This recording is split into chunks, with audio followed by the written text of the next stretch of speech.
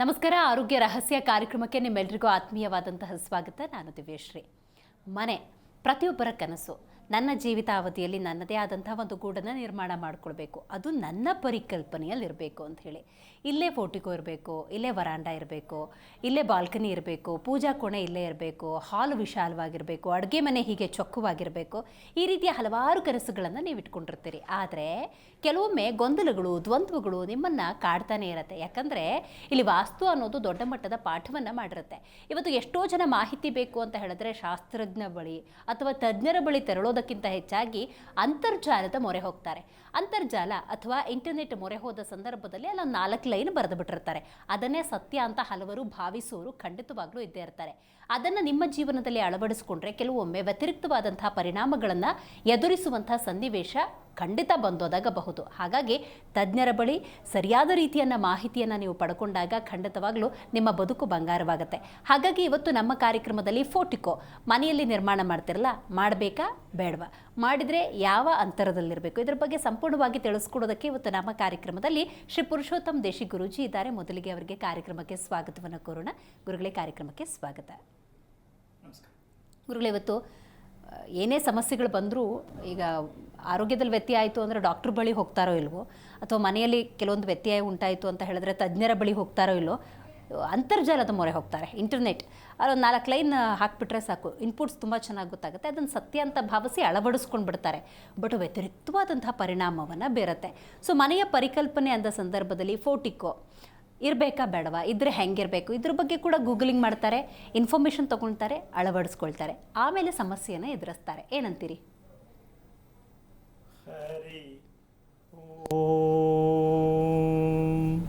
ಶ್ರೀ ಗುರುಭ್ಯೋ ನಮಃ. ಇದು ತುಂಬ ವಿಸ್ತಾರವಾಗಿ ಎಲ್ಲ ನೀನೇ ಕಾರ್ಯಕ್ರಮನ ಎಂಡ್ ಮಾಡಿಬಿಟ್ಟೆ ಅಮ್ಮ. ನಾನು ಹೇಳೋಕ್ಕೆ ಜಾಗನೇ ಇಲ್ಲ. ಯಾಕೆಂದರೆ ನಾವು ಮೊದಲು ಅರ್ಥ ಮಾಡ್ಕೋಬೇಕು. ನಾವು ತಿಳ್ಕೊಳ್ತಾ ಇರೋದು, ಹೇಳ್ತಾ ಇರೋದು ಅಲ್ಲದೆ ಇವಾಗ ಬಟನ್ ಒತ್ತಿದ್ರೆ ಏನೆಲ್ಲ ತೋರಿಸ್ಬಿಡುತ್ತೆ. ಹೌದು, ಅದೇ ಸತ್ಯ ಅಂದ್ಕೊಂಡು ನಾವು ಬದುಕೋ ಮಟ್ಟಕ್ಕೂ ಸುಮಾರು ಜನ ಹೊರಟೋಗಿದ್ದಾರೆ, ಎಲ್ಲ ವಿಷಯದಲ್ಲೂ ಕೂಡ.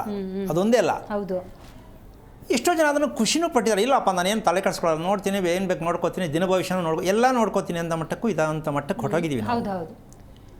ಆದರೆ ಇದು ಕೆಲವೊಂದು ಸಲ ಅದು ತಿರುಗುಬಾಣವಾದಾಗ ಇದಕ್ಕೊಂದು ಪದವನ್ನು ಬಳಸಬೇಕಾಗತ್ತೆ.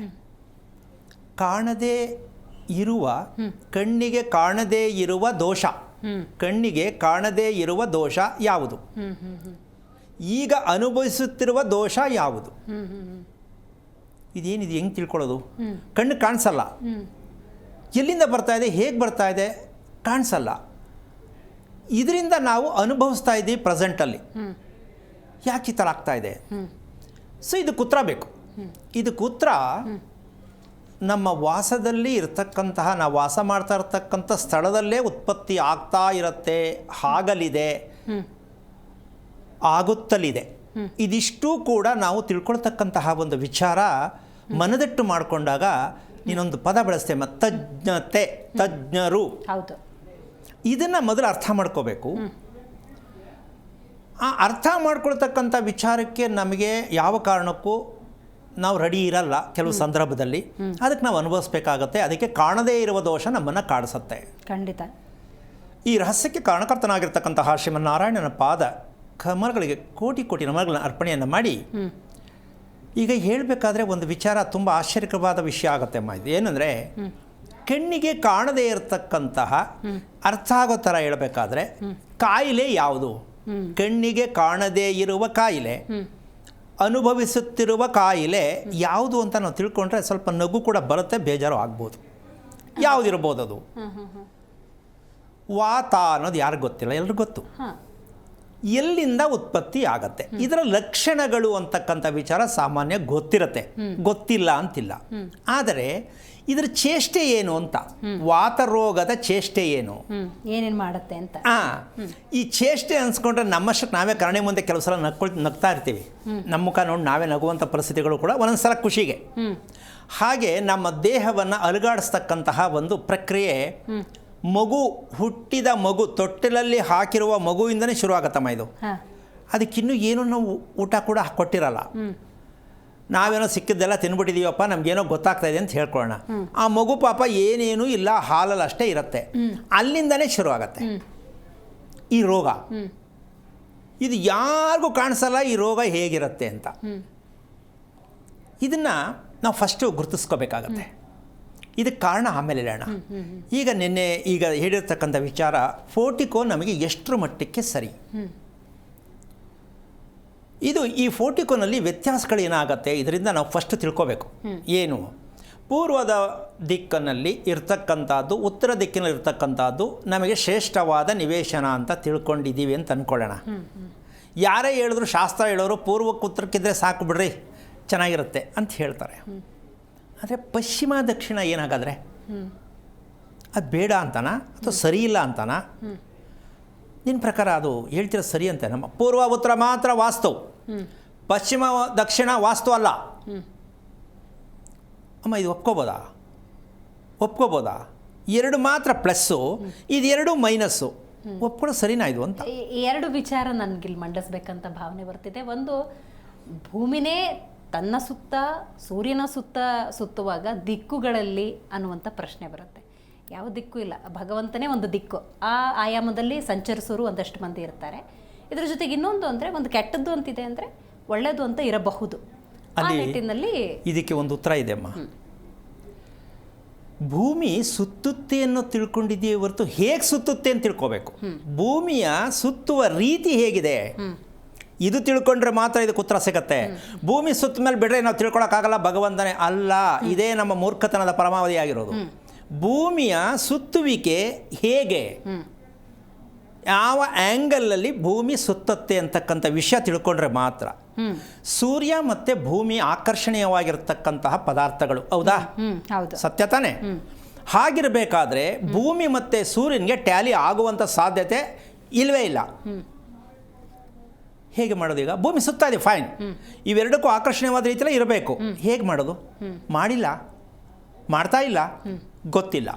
ಅಂದರೆ ಓದಿಸಲಾಗಿ ತೆಗೆದು ದೇವ್ರ ಮೇಲೆ ಹಾಕ್ಬಿಡೋದು. ಅದು ಬಿಡ್ರೆ ಇದೇನು ಮಾಡೋಕ್ಕಾಗಲ್ಲ. ಅಮ್ಮ, ಇದೊಂಥರ ಸೋಮಾರಿತನ ಅಂತ ಅನ್ಕೋತೀವಿ ನಾವು. ಕಾರಣ ಏನಂದರೆ, ಪೂರ್ಣತೆಯನ್ನು ನಾವು ಯಾವುದೇ ತಿಳಿದೇ ಡಿಸೈಡ್ ಮಾಡಿ ಇನ್ನೊಬ್ಬರು ಕೊಡೋದಾಗಲಿ ನಾವು ತಿಳ್ಕೊಂಡಿರೋದಾಗಲಿ ಇದು ನಮ್ಮ ಒಂದು ಬೇಜವಾಬ್ದಾರಿ ಅಂತನೋ ಸೋಮಾರಿತನೋ ಅಂತ ಹೇಳಬಹುದೇನೋ. ಅಂದರೆ ಎಷ್ಟು ಡಿಗ್ರಿ ಹೋಲಿಕೆ ಅಂದರೆ ಅದು ಕ್ರಾಸ್ ಆಗಿ ಇರುತ್ತೆ. ಯಾವುದು? ಭೂಮಿ ವಕ್ರತೆ ಎಷ್ಟಿರುತ್ತೆ ಸೂರ್ಯನಿಗೆ, ಈ ತಿಳ್ಕೊಂಡವ್ರಿಗೆ ಅದಕ್ಕೆ ಉತ್ತರ ಸಿಕ್ಕತ್ತೆ. ಸೂರ್ಯನಿಗೆ ಭೂಮಿ ಎಷ್ಟು ಡಿಗ್ರಿ ವಕ್ರತೆ ಇದೆ, ಆ ವಕ್ರತೆಯೇ ಇವತ್ತು ಹಗಲು ರಾತ್ರಿ ಅಂತಕ್ಕಂಥ ಸತ್ಯ. ಒಂದು ದೇಶದಲ್ಲಿ ಕತ್ಲು, ಇನ್ನೊಂದು ದೇಶದಲ್ಲಿ ಬೆಳಕು. ಈ ವಕ್ರತೆಯ ಪರಿಣಾಮದಿಂದಾಗಲೇ ಇದು ನಡೀತಕ್ಕಂಥ ಕ್ರಿಯೆ. ಇದನ್ನು ನಾವು ಹೇಗೆ ಗುರುತಿಸ್ಕೋಬೇಕು? ಇದು ತಪ್ಪಾಗಿ ನಡೆದುಕೊಳ್ತಾ ಇರ್ತಕ್ಕಂಥ ನಮ್ಮದು ಕಾಣದೇ ಇರುವ ದೋಷ ಆಗಿದೆ. ಅಂದರೆ ಹಾಗಿದ್ದ ಮೇಲೆ ಏನಿದು, ಯಾವ ಥರ ತಗೊಳ್ಳೋಣ? ಇದಕ್ಕೋಸ್ಕರವಾಗಿ ಒಂದೊಂದು ಪದಗಳು ಬರುತ್ತೆ ಅಲ್ಲಿ. ವಿಸ್ಮಯ. ಭೂಮಿ ಒಂದು ವಿಸ್ಮಯ. ಹೌದು. ನಮ್ಮ ಜೀವನ ಒಂದು ವಿಸ್ಮಯ. ನಿಖರವಾಗಿ ಹೇಳೋಕ್ಕಾಗಲ್ವಮ್ಮ, ಹೌದಾ? ಪ್ರೀತಿ ಅಂತ ಹೇಳ್ತೀವಿ, ಪ್ರೀತಿ ಮಾಡೋ ಲವ್ವರ್ಸ್ಗೂ ನಾನು ಕೇಳ್ತೀನಿ, ಅದು ಒಂದು ವಿಸ್ಮಯವೇ. ಆದರೂ ಈಸಿಯಾಗಿ ತಗೊಂಡ್ಬಿಡ್ತಾರೆ, ಲವ್ ಮಾಡೋದೇನು ಗೊತ್ತಿಲ್ಲ ನಮಗೆ ಅಂತ. ಏನು ಹೇಳೋಣ? ಈಗ ಭೂಮಿ ಗೊತ್ತು, ಮನೆ ಕಟ್ತೀವಿ. ಸೊ ಈ ರೀತಿಯಾಗಿ ನಾವು ತದ್ವಿರುದ್ಧವಾಗಿ ಬದುಕ್ತಾ ಇರತಕ್ಕಂತಹ ಒಂದು ಮಂಡತನದ ಪರಮಾವಧಿಯಲ್ಲಿ ಈ ಪೋರ್ಟಿಕೋ ಮಾಡ್ತಕ್ಕಂಥ ಉದ್ದೇಶ, ಪೂರ್ವಕ್ಕೆ ಮನೆ ಕಟ್ಟಾಯಿತು, ಮುಂದೆ ಜಾಗ ಇದೆ, ಒಂದು 10-15 ಅಡಿ ಇದೆ, ಗಾರ್ಡನ್ ಥರ ಮಾಡ್ಕೊಳ್ಳೋಣ, ಪೋರ್ಟಿಕೋ ನಿಲ್ಲಿಸೋಣ, ಗಾಡಿ ಪಾರ್ಕಿಂಗ್ ಮಾಡೋಣ ಅಂತ ಅಲ್ಲೊಂದು ಆಗ್ತಾರೆ. ಆದರೆ ಇಲ್ಲಿ ಗಮನಿಸ್ಕೋಬೇಕಾದ ವಿಷಯ ಏನಂದರೆ, ಮನೆಯ ಅಗಲ ಒಂದು 25 ಅಡಿ ಇದೆ ಅಂತ ಇಟ್ಕೊಳ್ಳೋಣ, ಒಂದು 30 ಅಡಿ ಇದೆ ಅಂತ ಇಟ್ಕೊಳ್ಳೋಣ. ಇವರು ಫೋರ್ಟಿಕೋ ಹಾಕಬೇಕಾದ್ರೆ, ನಿಜವಾಗ್ಲೂ ಫೋರ್ಟಿಕೋ ಹಾಕಬೇಕಾದ ಸತ್ಯವಾದ ವಿಚಾರ ಹೇಗಿರುತ್ತೆ ಅಂದರೆ, ಅರ್ಧಕ್ಕೆ ಮಾತ್ರ ಫೋರ್ಟಿಕೋ ಹಾಕ್ತಾರೆ. ಆ ಕಡೆ ಎಷ್ಟು ಬಿಟ್ಬಿಟ್ಟು ಈ ಕಡೆ ಎಷ್ಟು ಬಿಟ್ಬಿಟ್ಟು, ಅಮ್ಮ ಮನೆ ಹೋಯ್ತು, ಮುಳುಗೋಯ್ತು ಮನೆ ಅಂದರೆ ತಿಳ್ಕೊ. ಹೇಳೋವರೆಗೂ ಸ್ವಲ್ಪ ತಾಳ್ಮೆ ಇದ್ದಿರಬೇಕು. ಮುಳುಗೋಯ್ತು ಅಂತ ಅನ್ಕೋಬೇಡಿ. ಮುಳುಗೋಯ್ತು ಅಂತ ಯಾಕೆ ಹೇಳ್ತೀನಿ ಅಂದರೆ, ಸ್ವಲ್ಪ ಎದ್ದು ಕೂತ್ಕೊಳ್ಳಿ ಅಂತ ಹಾಕ್ಸಿರೋರು. ಫೋರ್ಟಿಕೋ ಎಷ್ಟರ ಮಟ್ಟಿಗೆ ಸರಿ ಅಂತ ತಿಳ್ಕೊಂಡು ಸ್ವಲ್ಪ ಎದ್ದು ಕೂತ್ಕೊಳ್ಳಿ, ಮೆಲಗಿದ್ರೆ ಏನಾದ್ರು ಝೂಮಲ್ಲಿದ್ದರೆ ಅಂತ. ಯಾಕೆ ಮುಳುಗೋಗ್ಬೇಕದು? ಪೂರ್ವ ಭಾಗ ನಮಗೆ ತುಂಬ ಪ್ಲಸ್ ಅಂತ ತಿಳ್ಕೊಂಡಿದ್ದೀವಿ. ಅಗಲವಾಗಿರಬೇಕು, ಹೌದಾ? ವಿಶಾಲವಾಗಿರಬೇಕು, ಸೂರ್ಯನಿಗೆ ನಾವು ಜಾಗ ಕೊಡಬೇಕು. ಸತ್ಯ ತಾನೇ? ಅಲ್ಲಿ ಕೂತಿರ್ತಾರೆ ಯಾರು? ಸೂರ್ಯ ಇದ್ದ ಮೇಲೆ ನಮಗೆಲ್ಲವೂ ಸಕ್ಸಸ್ 100% ಸರಿ. ಈಗ ಹಿಂದಕ್ಕೆ ಬರೋಣ. ಪೋರ್ಟಿಕೋ ಮುಂಭಾಗ ಆಯಿತು. ಆ ಪೋರ್ಟಿಕೋ ತಗೊಳ್ಕೊಂಡಿರುತ್ತಲ್ಲ ಹಿಂದ್ಗಡೆ ಮನೆ, ಅದು ಪಶ್ಚಿಮ ಆಗತ್ತೆ. ಪೋರ್ಟಿಕೋಗೆ ಹಿಂಭಾಗ ಪಶ್ಚಿಮ, ಮನೆಯ ಹಿಂಭಾಗ ಓವರಾಲ್ ಆಗಿರ್ತಕ್ಕಂಥ ಆವರಣ ಪಶ್ಚಿಮ. ಈ ಪಶ್ಚಿಮ ದೊಡ್ಡದಾಯಿತು, ಪೂರ್ವ ಚಿಕ್ಕದಾಯಿತು. ಇಲ್ಲಿ ಶನೇಶ್ವರ ಎಂಟ್ರಿ, ಬಾಗಿಲಲ್ಲೇ ಶನೇಶ್ವರ ಎಂಟ್ರಿ. ಈಗ ತಪ್ಪ್ಯಾರ್ದು? ನಮಗೆ ಬೇಕಿರೋದು ಯಾರು? ಸೂರ್ಯ. ಪೂರ್ವಕ್ಕೆ ನಾವು ಮನೆ ಕಟ್ಟಿದ್ದೀವಿ, ಪೂರ್ವಕ್ಕೆ ಬಾಗಿಲಿಟ್ಟಿದ್ದೀವಿ, ನಾವು ಎಲ್ಲ ಚೆನ್ನಾಗಿರ್ತೀವಿ, ಶಾಸ್ತ್ರನೂ ಹೇಳವ್ರೆ, ವಾಸ್ತುವರು ಹೇಳವ್ರೆ ಅಂತ ಅಂದ್ಕೊಂಡು ಬುದ್ಧಿವಂತರು ನಾವು. ಅಲ್ಲಿ ಏನು ವ್ಯತ್ಯಾಸ ಆಗಿದೆ ಅಂತ ಗಮನಿಸ್ತಿಲ್ಲ. ಹಾಗಿದ್ಮೇಲೆ ಫೋರ್ಟಿಕೋ ಯಾಕೆ ಹಾಕಬೇಕು, ಹೇಗೆ ಹಾಕಬೇಕಿತ್ತು ಅಂತ ನಿಂಗೆ ಕೇಳ್ತೀಯ ಅಂತ ಅಂದ್ಕೊಂಡಿದ್ದೆ ಅಮ್ಮ. ಇದು ತಪ್ಪು. ಸರಿ, ಈಗ ಆಗ್ತಾ ಇದೆ ತಾನೆ? ಮನೆಯ ಅಗಲಕ್ಕೆ ಇರ್ತಕ್ಕಂತಹ ಮುಂಭಾಗವನ್ನು ಮನೆಯ ಮುಂಭಾಗ, ಹೌದಲ್ಲಮ್ಮ, ಹಿಂಭಾಗಕ್ಕೆ ಶನೇಶ್ವರ ಸ್ವಾಮಿ, ಮುಂಭಾಗಕ್ಕೆ ಸೂರ್ಯ. ನಮಗೆ ಬೇಕಿರೋದು ಸೂರ್ಯ, ನಾವು ಸೂರ್ಯನಿಂದ ಬದುಕ್ತಾ ಇದ್ದೀವಿ. ಅಂದ ಮೇಲೆ ಅವರು ಪ್ರಧಾನವಾದ ಜಾಗ ಕೊಡಬೇಕು. ಕೊಟ್ಟಿದ್ದು ಸರಿ, ಮನೆ ಕಟ್ಟುವಾಗ ಫೋರ್ಟಿಕೋ ಹಾಕಿದ್ರಲ್ಲ, ಹೋಯ್ತು. ಅದು ಚಿಕ್ಕ ಬ್ರೇಕ್ ಮಾಡುತ್ತೆ ಅಂತನಾ? ಅಗಲ ಏನಿದೆ ಅಷ್ಟು ಅಗಲಕ್ಕೂ ಫೋರ್ಟಿಕೋ ಹಾಕಿದ್ರೆ ಪ್ಲಸ್ಸು. Okay okay. ಮನೆಯ ಅಗಲ 30 ಅಡಿ ಇದೆ, 30 ಅಡಿಗೂ ಫೋರ್ಟಿಕೋ ಹಾಕಿದ್ರೆ ಬಚಾವ್, ಮನೆ ಏನಾಗಲ್ಲ. ತುಂಬ ಶಾಸ್ತ್ರಬದ್ಧವಾದ ಮನೆ ಆಗತ್ತದು. ನಾವು ಹಾಕಲ್ಲ. ಬಾಗಿಲು ಎದುರುಗಡೆ ಒಂದು 8 ಅಡಿ ಗಾಡಿ ನಿಲ್ಸ್ಕೊಳಕ್ಕಾಗಲಿ, ಒಂದು 9 ಅಡಿ ಹಾಕ್ಬಿಡು, ಈ ಕಡೆ ಕಾಲು ಬಿಟ್ಬಿಡು, ಈ ಕಡೆ ಕಾಲು ಭಾಗ ಬಿಟ್ಬಿಡು, ಮುಗಿದೋಯ್ತು ಕತೆ. ಹೌದಲ್ವಾ? ಈಗ ನಾವು ಶಾಸ್ತ್ರ ಕೇಳಿದ್ದೀವಿ ಅಂದರೆ ಫೋರ್ಟಿಕೋ ಹಾಕ್ತೀನಿ ಅಂತ ಶಾಸ್ತ್ರ ಕೇಳೋರ್ಗೆ ಹೇಳಿಲ್ಲ ಇವರು. ಹೌದೌದು, ಇದು ನಮ್ಮ ಪ್ಲ್ಯಾನು, ನಮಗೆ ಹೆಂಗೆ ಬೇಕಾ ಥರ. ಅವಾಗಲೇ ಹೇಳ್ಬಿಟ್ಟಿದ್ದೀರಿ, ಅದಕ್ಕೆ ಹೇಳಿದ್ದಮ್ಮ ಎಲ್ಲ ಮುಗಿಸ್ಬಿಟ್ಟಿದ್ಯಾ ನೀನು ಅಂತ. ಇದು ನಮ್ಮ ಪ್ಲ್ಯಾನ್ ಮಾಡಿರೋದು. ಫೋರ್ಟಿಕೋ ಬೇಡವಾ, ಗಾಡಿ ನಿಲ್ಸ್ಕೊಳಕ್ಕೆ ಬೇಡವಾ ಅಂತ. ಆದರೆ ಒಂದು ನೀವು ಡಿಸೈಡ್ ಮಾಡ್ಕೋಬೇಕು, ನಾವು ಗಾಡಿ ನಿಲ್ಸೋಕ್ಕೆ ಮನೆ ಕಟ್ಟಿರೋದು ನಾವು ವಾಸ ಮಾಡೋಕ್ಕಲ್ಲ ಅಂತ ಅವಾಗಲೇ ಡಿಸೈಡ್ ಮಾಡ್ಕೊಂಬಿಡಿ. ನೀವು ಮಾಡಿರೋ ತಪ್ಪು ಅದೇನೆ. ನಿಮ್ಮ ಬಾಯಲ್ಲಿ ಏನು ಬಂತು? ಗಾಡಿ ನಿಲ್ಸಕ್ಕೆ, ಹೌದು, ಗಾಡಿ ನೆರಳಲ್ಲಿರೋಕ್ಕೆ. ನಾವು ವೆಹಿಕಲ್ ತೊಗೊಂಡು ಎಲ್ಲ ಕಣ ಅಂದರೆ ವೆಹಿಕಲ್ಗೆ ಮನೆ ಕಟ್ಸಿದ್ರೆ ಎಂತ ಆಯಿತು? ನಿಮಗಲ್ಲ. ಮತ್ತು ನಿಮ್ಮ ಮನೇನೆ ಅಂತ ಹೆಂಗಂತೀರ ಅದನ್ನು? 15 ಲಕ್ಷ ಇನ್ವೆಸ್ಟ್ಮೆಂಟ್ ಮಾಡಿರ್ತಾರಲ್ಲ ಗುರುಗಳೇ ಕಾರ್ ಮೇಲೆ, ಅದಕ್ಕೆ ಕಾರ್ ಮನೆಗೆ ಎಷ್ಟು ಖರ್ಚು ಮಾಡಿರ್ತಾರೆ? ಹೌದು, ಕೋಟಿಗಟ್ಟಲೆ. ಕಾರ್ ವ್ಯಾಲ್ಯೂ ಏನು? ಹೌದು, ಸ್ವಲ್ಪ ಯೋಚನೆ ಮಾಡಮ್ಮ. ಹಾಗಂತ ನೀವು ವೆಹಿಕಲ್ ವಿಚಾರದಲ್ಲಿ ಯಾಕೆನಲ್ಲಿ 2 ತಪ್ಪಾಗುತ್ತಮ್ಮ. ಒಂದು, ಮನೆ ಒಳಗಡೆ ಯಾರು ವೆಹಿಕಲ್ ತರ್ತಾರೆ, ಫೋರ್ಟಿಕೋಲ್ ಯಾರು ನಿಲ್ಲಿಸ್ತಾರೆ, ಅಮ್ಮ ಮನೆ ಬಲಿಗೆ ಸಿಕ್ಕಾಕೊಂಡಿರತ್ತೆ, ರಕ್ತ ಬಲಿಗೆ ಸಿಕ್ಕಾಕೊಂಡಿರತ್ತೆ. ಏನದು? ರೋಡಲ್ಲಿ ಹೋಗ್ಬೇಕಾದ್ರೆ ರಕ್ತ ಬಿದ್ದಿರುತ್ತಾ ಇಲ್ವಾ? ಯಾವುದೋ ರೂಪಲ್ಲಿ ಆಕ್ಸಿಡೆಂಟ್ ಆಗಿರ್ಬೋದು, ಆಗಿರುತ್ತಾನೆ. ಅಲ್ಲಿ ನಾವು ಗಾಡಿ ಪಾಸ್ ಮಾಡ್ತೀವಿ ತಾನೆ, ಆ ಚಕ್ರ ಅದರ ಮೇಲೆ ಹುರುಳಿದ ಮೇಲೆ ಅದನ್ನು ತಂದು ನೀವು ಫೋರ್ಟಿಕೋ ಒಳಗಡೆ ಹೇಗೆ ನಿಲ್ಸ್ಕೋತೀರಾ? ಸರಿನಾ ಇದು? ಸ್ವಲ್ಪ ಯೋಚನೆ ಮಾಡಮ್ಮ. ದಿನ ಗಾಡಿ ತೊಳೆದು ಓಡಾಡ್ತಿರ್ತೀವ ನಾವು. ಅಲ್ಲ ಗುರುಗಳೇ, ಅಂದರೆ ಈ ಆಯಾಮದಲ್ಲಿ ನೋಡೋದಾದರೆ ನಾನ್ ವೆಜಿಟೇರಿಯನ್ ಪೀಪಲೇ ಬೇಕಾದಷ್ಟು ಜನ ಇದ್ದಾರೆ. ಅಂದರೆ ಅವರು ಕನ್ಸ್ಯೂಮ್ ಮಾಡೋದೇ ಮಾಂಸಾಹಾರ ಅನ್ನೋದೇ ಆದರೆ ಅಲ್ಲಿ ಯಾವುದೋ ಚಕ್ರ. ಒಂದು ನಿಮಿಷ, ಅದು ದುರಂತವಾದ ಮರಣಗಳದು, ಸಾವು. ನೀನು ನಾನ್ ವೆಜ್ಗೂ ಅದಕ್ಕೂ ಸಂಬಂಧ ಬರಲ್ಲ. ನಾವು ಮಾಂಸ ತಿನ್ನೋರಿಗೆ ಅದೇ ನಡ್ಕೊಳುತ್ತೆ ಅಂತ ನಿನ್ನ ವಿಚಾರ. ಆದರೆ ತಟ್ಟೋದೇ ಆದರೆ ಪಾಪಗಳು ಎಲ್ಲಿಂದ? ಅಲ್ಲ, ಪಾಪ ಅಲ್ಲ. ಪ್ರಶ್ನೆ ಏನಾಗುತ್ತೆ ಅಂದರೆ, ಅಲ್ಲಿರ್ತಕ್ಕಂತಹ ಒಂದು ಪದಾರ್ಥ ನಾವು ಮನೆ ಒಳಗಡೆ ತರಬೇಕಾದ್ರೆ ಅದರಲ್ಲಿರ್ತಕ್ಕಂಥ ನೆಗೆಟಿವ್ ಇರ್ತಕ್ಕಂಥ ಏನು ವಿಚಾರ ಇದೆ ಅದು ಮನೆಗೆ ಅಪ್ಲೈ ಆಗುತ್ತೆ. ಉದಾಹರಣೆ, ಪೆಟ್ರೋಲ್ ಡೀಸೆಲ್ ಬಳಸುವಂಥ ವೆಹಿಕಲ್ ಈಗ ಮನೆ ಒಳಗಡೆ ತಂದಮೇಲೆ ಅದು ಸ್ಮೆಲ್ ಬರ್ತಾ ಇಲ್ವಾ? ಸರಳವಾದ ರೀತಿ ಲೆಕ್ಕ ಹಾಕಿದ್ರೆ, ತುಂಬ ಸೆನ್ಸಿಟಿವ್ ಲೆಕ್ಕ ಹಾಕಿದ್ರೆ ಆ ಪೆಟ್ರೋಲ್ ಡೀಸೆಲ್ ಸ್ವಲ್ಪ ಅಂದ್ರೆ ಬರುತ್ತಾ ಇಲ್ವಾ? ಪರಿಮಳ ಬರ್ತಾ ಇಲ್ವಾ? ಇದು ಬೇಕಾ ಮನೆ ಒಳಗಡೆ? ಈಗ ನಾವು ಬೀದಿಯಲ್ಲಿ ನಾವು ಓಡಾಡ್ತಾ ಇರಬೇಕಾದ್ರೆ ಇದೆಲ್ಲ ತಪ್ಪು, ನಮಗೆ ಮಾಲಿನ್ಯ ಪರಿಸ್ಥಿತಿ ಅಂತ ಮಾತಾಡ್ತಿರ್ತಕ್ಕಂಥ, ನಾನು ಹೇಳ್ತಿರ್ತಕ್ಕಂಥದ್ದು ಬದುಕು ಇಷ್ಟು ಮೌಲ್ಯ ಕೊಡಬೇಕಂತ ಅಂದ್ಕೊಂಡ್ರೆ ತಗೋಬೇಕು. ಹೆಂಗೋ ಬದುಕೋದ್ರೆ ಆಯಿತು ಬಿಡ್ರಿ ಅಂದರೆ ನೀನು ಹೇಳ್ದಂಗೆ ಮಾಂಸ ತಿನ್ನೋರಿಗೆ ಇದೇನು ಮಹಾ ಅಂದವ್ರಿಗೆ ಏನು ಮಾಡೋಕ್ಕಾಗಲ್ಲ. ಅಂದರೆ ಈಗ ಅವರು ಕೆಲವೊಬ್ಬರ ಧೋರಣೆ ಮತ್ತು ವಿಚಾರಗಳು ಹೆಂಗಿರುತ್ತೆ ಅಂದರೆ, ಮನೆ ಒಳಗೆ ತಗೊಬರ್ತಿದ್ದೀವಿ, ಮನೆ ಮೇನ್ ಮುಖ್ಯ ದ್ವಾರ ದಾಟಿಸ್ಕೊಂಡು ಏನು ಬಂದಿದ್ದೀವ ಕಾರನ್ನು, ಈ ಥರದೊಂದಷ್ಟು ಯೋಚನೆಗಳಿರ್ತವೆ. ಅಲ್ಲಿ ಮೇನ್ ಡೋರ್ ಎದುರುಗಡೆನೇ ಫೋರ್ಟಿಕೋ ಬರೋದು, ಸಾಮಾನ್ಯವಾಗಿ ಎಲ್ಲ ಬರೋದು ಅದನ್ನೇ. ನೀನು ಗಾಡಿ ತಂದು ನಿಲ್ಸಿದ್ರೆ ಬಾಗಿಲು ಎದುರುಗಡೆ ತಂದು ನಿಲ್ಸಿದ್ಯಾ? ಬಾಗಿಲಲ್ಲಿ ಮಹಾಲಕ್ಷ್ಮಿ ವಾಸ ಮಾಡ್ತಾರೆ ಅಂತ ಹೇಳ್ತೀರಾ, ಬಾಗಿಲಿಗೆ ಪೂಜೆ ಮಾಡ್ತೀರಾ ಅಂದರೆ ನಾನು ಎಚ್ಚರ ಹೇಳ್ತಾ ಇರ್ತಕ್ಕಂಥದ್ದು ಏನಪ್ಪ ಅಂದರೆ, ತಪ್ಪು ನಮಗೆ ಗೊತ್ತಿಲ್ಲದೆ ಇರೋ ತಪ್ಪು ನಡೆಯೋದಕ್ಕೆ ಉದಾಹರಣೆ ಹೇಳ್ತಾ ಇದ್ದೀನಿ ಹೊರತು ನೀವು ಕಟ್ಟಿಸ್ಬೇಡಿ ಮಾಡ್ಕೋದು ನಿಮ್ಮ ಖುಷಿ, ನಿಮ್ಮ ನಂಬಿಕೆ, ನಿಮ್ಮ ಧೈರ್ಯ, ಅದು ನಾನೇನು ಹೇಳಕ್ಕೆ ಬರಲ್ಲ. ವಿಷಯ ಇಷ್ಟೇ, ಸಣ್ಣ ಸಣ್ಣ ತಪ್ಪುಗಳನ್ನೇ ನಮ್ಮನ್ನು ಸುಟ್ಟು ಹಾಕತ್ತೆ. ಇದಕ್ಕಿದನ್ನು ತಗೋಬೇಕಾಗತ್ತೆ. ಅದೇನಾಗತ್ತೆ ಬಿಡು ಅಂದರೆ ಹಂಗೆ ಬದುಕಿ, ಮತ್ತೇನು ಕೇಳಬೇಡಿ. ಈಗ ಶಾಸ್ತ್ರ ಜ್ಯೋತಿಷ್ ಹೇಳೋರು ನಿಮ್ಮ ಮನೆ ಫೋರ್ಟಿಕೋ ನಿಮ್ಗೆ ತಪ್ಪಾಗಿದೆ ಅಂತ ಗೊತ್ತಾಗುತ್ತಾ ಅಲ್ಲಿ ಅವ್ರಿಗೆ? ಇಲ್ಲ ಅಲ್ಲ. ಶಾಸ್ತ್ರ ಹೇಳೋರಿಗೆ ನಿಮ್ಮ ಮನೆಗೆ ಪೋರ್ಟಿಕೋ ಹಾಕಿದ್ದಾರಾ ಹಾಕಿಲ್ವಾ ಅಂತ ಅವ್ರಿಗೆ ಗೊತ್ತಿಲ್ಲ. ಆದರೆ ನಿಮ್ಗೆ ಅದು ಗೊತ್ತಾಗಿಲ್ಲ. ನೀವು ಎಲ್ಲ ಹೋಗಿ ಕೇಳಿದ್ರಿ, ಎಲ್ಲ ಪೂಜೆ ಮಾಡಿದ್ರಿ, ಶಾಂತಿ ಮಾಡಿದ್ರಿ, ನೀವು ಮಾತ್ರ ಬದಲಾವಣೆಗಿಲ್ಲ. ಯಾಕೆಂದರೆ ಪೋರ್ಟಿಕೋ ಹಾಗೆ ಇದೆ. ಇಲ್ಲಿ ಹೇಳ್ತಾರೆ ಬರೋ ವರ್ಷ ಯುಗಾದಿ ಆದ್ಮೇಲೆ ನಿನಗೆ 9ಕ್ಕೆ ಬರ್ತಾರಪ್ಪ ಗುರುಬಲ ಅಂತಾನೆ. ಪೋರ್ಟಿಕೋ ಅಂತೂ ಚೇಂಜ್ ಆಗಿಲ್ಲ, ಅದು ಅಲ್ಲೇ ಇದೆ. 9ಕ್ಕೆ ಹೆಂಗೆ ಬರ್ತಾನೆ ಗುರುಬಲ? ಏನಮ್ಮ ಇಲ್ಲಿ ಪಂಚಾಂಗ ನೋಡಿ ಗುರುಬಲ ಹೇಳಿದ್ರಿ, ಮನೆ ಚೇಂಜ್ ಆಗಿಲ್ಲ, ಬಾಗಿಲು ಚೇಂಜ್ ಆಗಿಲ್ಲ, ಓಕೆ, ಅದೇನು ಗುರು ಚೇಂಜ್ ಆಗ್ಬಿಡ್ತಾನೆ? ಎಷ್ಟು ಅತಂತ್ರ ಸ್ಥಿತಿ ಇದ್ದೀವಿ, ಸ್ವಲ್ಪ ಯೋಚನೆ ಮಾಡಬೇಕು. ಇದು ಸ್ವಲ್ಪ ಯೋಚನೆ ಮಾಡಬೇಕಲ್ಲ. ಪಂಚಾಂಗದಲ್ಲಿರುವ ಗೋಚಾರವನ್ನು ತಂದು ಮನೆಗೆ ಹೆಂಗ್ರಿ ಅಂಟಿಸ್ತೀರಾ? ಮನೆಯಲ್ಲಿ ವಾಸ ಮಾಡೋ ಜನಕ್ಕೆ ನಿನಗೆ 7ರಲ್ಲಿದ್ದಾನೆ 8ರಲ್ಲಿದ್ದಾನೆ ಅಂದರೆ ಹೇಗಾಗತ್ತದು? ಸಾಧ್ಯನೇ ಇಲ್ಲ.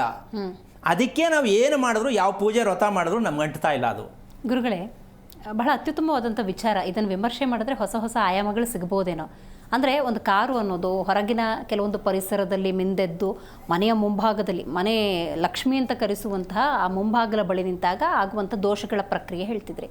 ನಾನೀಗ ಅದೇ ಮಹಾಲಕ್ಷ್ಮಿಯ ರೂಪ ಹಣವನ್ನು ತಗೋತೀನಿ. ಆ ಹಣ ಅನ್ನೋದು ದೇವಸ್ಥಾನಕ್ಕೆ ಹೋದಾಗ ಆರತಿ ತಟ್ಟೆಗೂ ಬೀಳುತ್ತೆ, ಅಥವಾ ಯಾವುದಾದ್ರು ತರಕಾರಿ ಅಂಗಡಿ ಹೋದಾಗ ಅಲ್ಲಿ ತರಕಾರಿನ ತೊಗೊಳಕ್ಕೂ ನಾವು ಬಳಸ್ತೀವಿ. ಅದೇ ದುಡ್ಡನ್ನು ಮದ್ಯಪಾನ ಯಾರು ತೊಗೊಳ್ತಾರೆ ಅನ್ನೋದಾದರೆ ಆ ಬಾರ್ಗಳಲ್ಲೂ ಆ ಹಣ ಅನ್ನೋದು ವಿನಿಯೋಗ ಆಗುತ್ತೆ. ಅಥವಾ ನಾನ್ ವೆಜ್ ಪ್ರಿಯರಿದ್ದರೆ ಅಲ್ಲೂ ಹಣ. ಅಂದರೆ ಹಣದ ರೊಟೇಷನ್ ಎವ್ರಿವೇರ್ ಇದ್ದೇ ಇರುತ್ತೆ.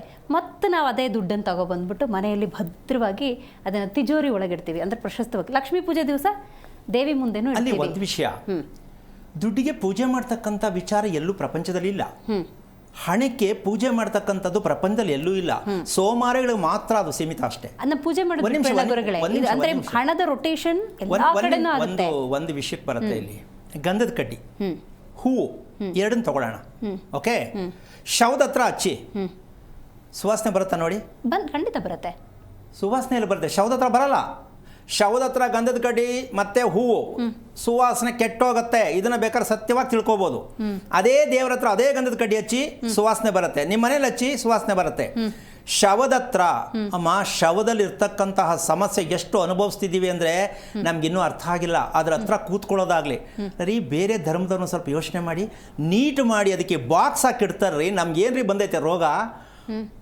ನಮ್ಗೆ ಅರ್ಥ ಇದೆಯಾ? ಹೋಗ್ಲಿ, ಶವ ಸಂಸ್ಕಾರ ಮಾಡ್ತಕ್ಕಂತಹ ನಮ್ಮ ಎಂತಹ ವಿಚಾರದಲ್ಲಿ ನಾವು ಸಿಕ್ಕಾಕೊಂಡಿದ್ದೀವಿ ಅಂದರೆ ಅದನ್ನು ಮುಟ್ತೀವಿ. ಶವನ ಅಂದ್ರೆ ಏನು ಅರ್ಥ ಇದೆ? ಅದ್ರ ಹತ್ರ ಕೂತ್ಕೋತೀವಿ ಅಂದರೆ ಏನು ಅರ್ಥ ಇದೆ? ಅದ್ರ ಬಗ್ಗೆ ಏನಾದ್ರು ಮಾಹಿತಿ ಇದೆಯಾ? ಶವದ ಹತ್ರ ಮುಟ್ಟಬಾರ್ದು, ಶವ ಹತ್ರ ಹೋಗಬಾರ್ದು, ಮುಟ್ಟಬಾರ್ದು. ಅರ್ಥ ಇದೆಯಾ ಇದರಲ್ಲಿ? ಹೆಂಗಸರು ಮೊದಲನೇದಾಗಿ ಶವ ಅಂತೂ ಹೋಗ್ಲೂಬಾರ್ದು, ಸ್ಮಶಾನಕ್ಕೂ ಹೋಗಬಾರ್ದು. ನಾವು ಅದನ್ನೇ ಮಾಡಿ ಇವತ್ತು ಹುಚ್ಚು ಮಕ್ಕಳು ಇರ್ತಾ ಇರ್ತಕ್ಕಂಥದಕ್ಕೆ ಕಾರಣ ಇದೇನೆ. ನಮ್ಮದು ವಾದವನ್ನು ಮಾಡ್ತಕ್ಕಂಥದ್ದು ಮಾತಾಡ್ತಾ ಹೋದರೆ ಬೇಕಾದಷ್ಟು ಬರುತ್ತೆ. 3 ತಿಂಗಳಾದರೂ ಮುಗಿಯಲ್ಲಮ್ಮ. ಇದು ವಿಚಾರ ಇಷ್ಟೇ. ಮೌಲ್ಯವಾದ ಬದುಕು ಬೇಕು ಅಂದಾಗ ನಾವು ಅಷ್ಟಕ್ಕೆ ಪರಿಮಿತಿ, ಒಂದು ಚೌಕಟ್ಟಲ್ಲಿ ಬದುಕಬೇಕು. ಒಂದು ಚೌಕಟ್ಟೇ ಇರಬೇಕು. ಚೌಕಟ್ಟು ಮೀರಿ ಹೋದಾಗ ಅದು ಜೀವನ ಆಗಲ್ಲ. ಆ ಚೌಕಟ್ಟಿನ ಅರ್ಥ ಸರಿಯಾದ ರೀತಿಯಲ್ಲಿ ಅರ್ಥ ಆದ್ರೆ ಪ್ರತಿಯೊಬ್ಬರು ಫಾಲೋ ಮಾಡ್ತಾರೆ. ಅದನ್ನೇ ಈಗ ನಾವು ಹೇಳ್ತಾ ಇರ್ತಕ್ಕಂಥದ್ದು ಆಯುಷ್ ಆರೋಗ್ಯದಲ್ಲಿ. ಇವತ್ತು ಸಣ್ಣ ಮಗುವಿಂದ ಹಿಡಿದು ಈಗ ನಾವು ಒಂದು ಮಗುಗೆ ನೀನು ಕೂತ್ಕೊಂಡು ನೀರು ಕುಡಿ, ಗ್ಲಾಸಲ್ಲಿರೋ ನೀರನ್ನು ಕೂತ್ಕೊಂಡು ನೀರು ಕುಡಿ ಅಂದರೆ ಯಾಕೆ ಅಂತ ಪ್ರಶ್ನೆ ಮಾಡುತ್ತೆ.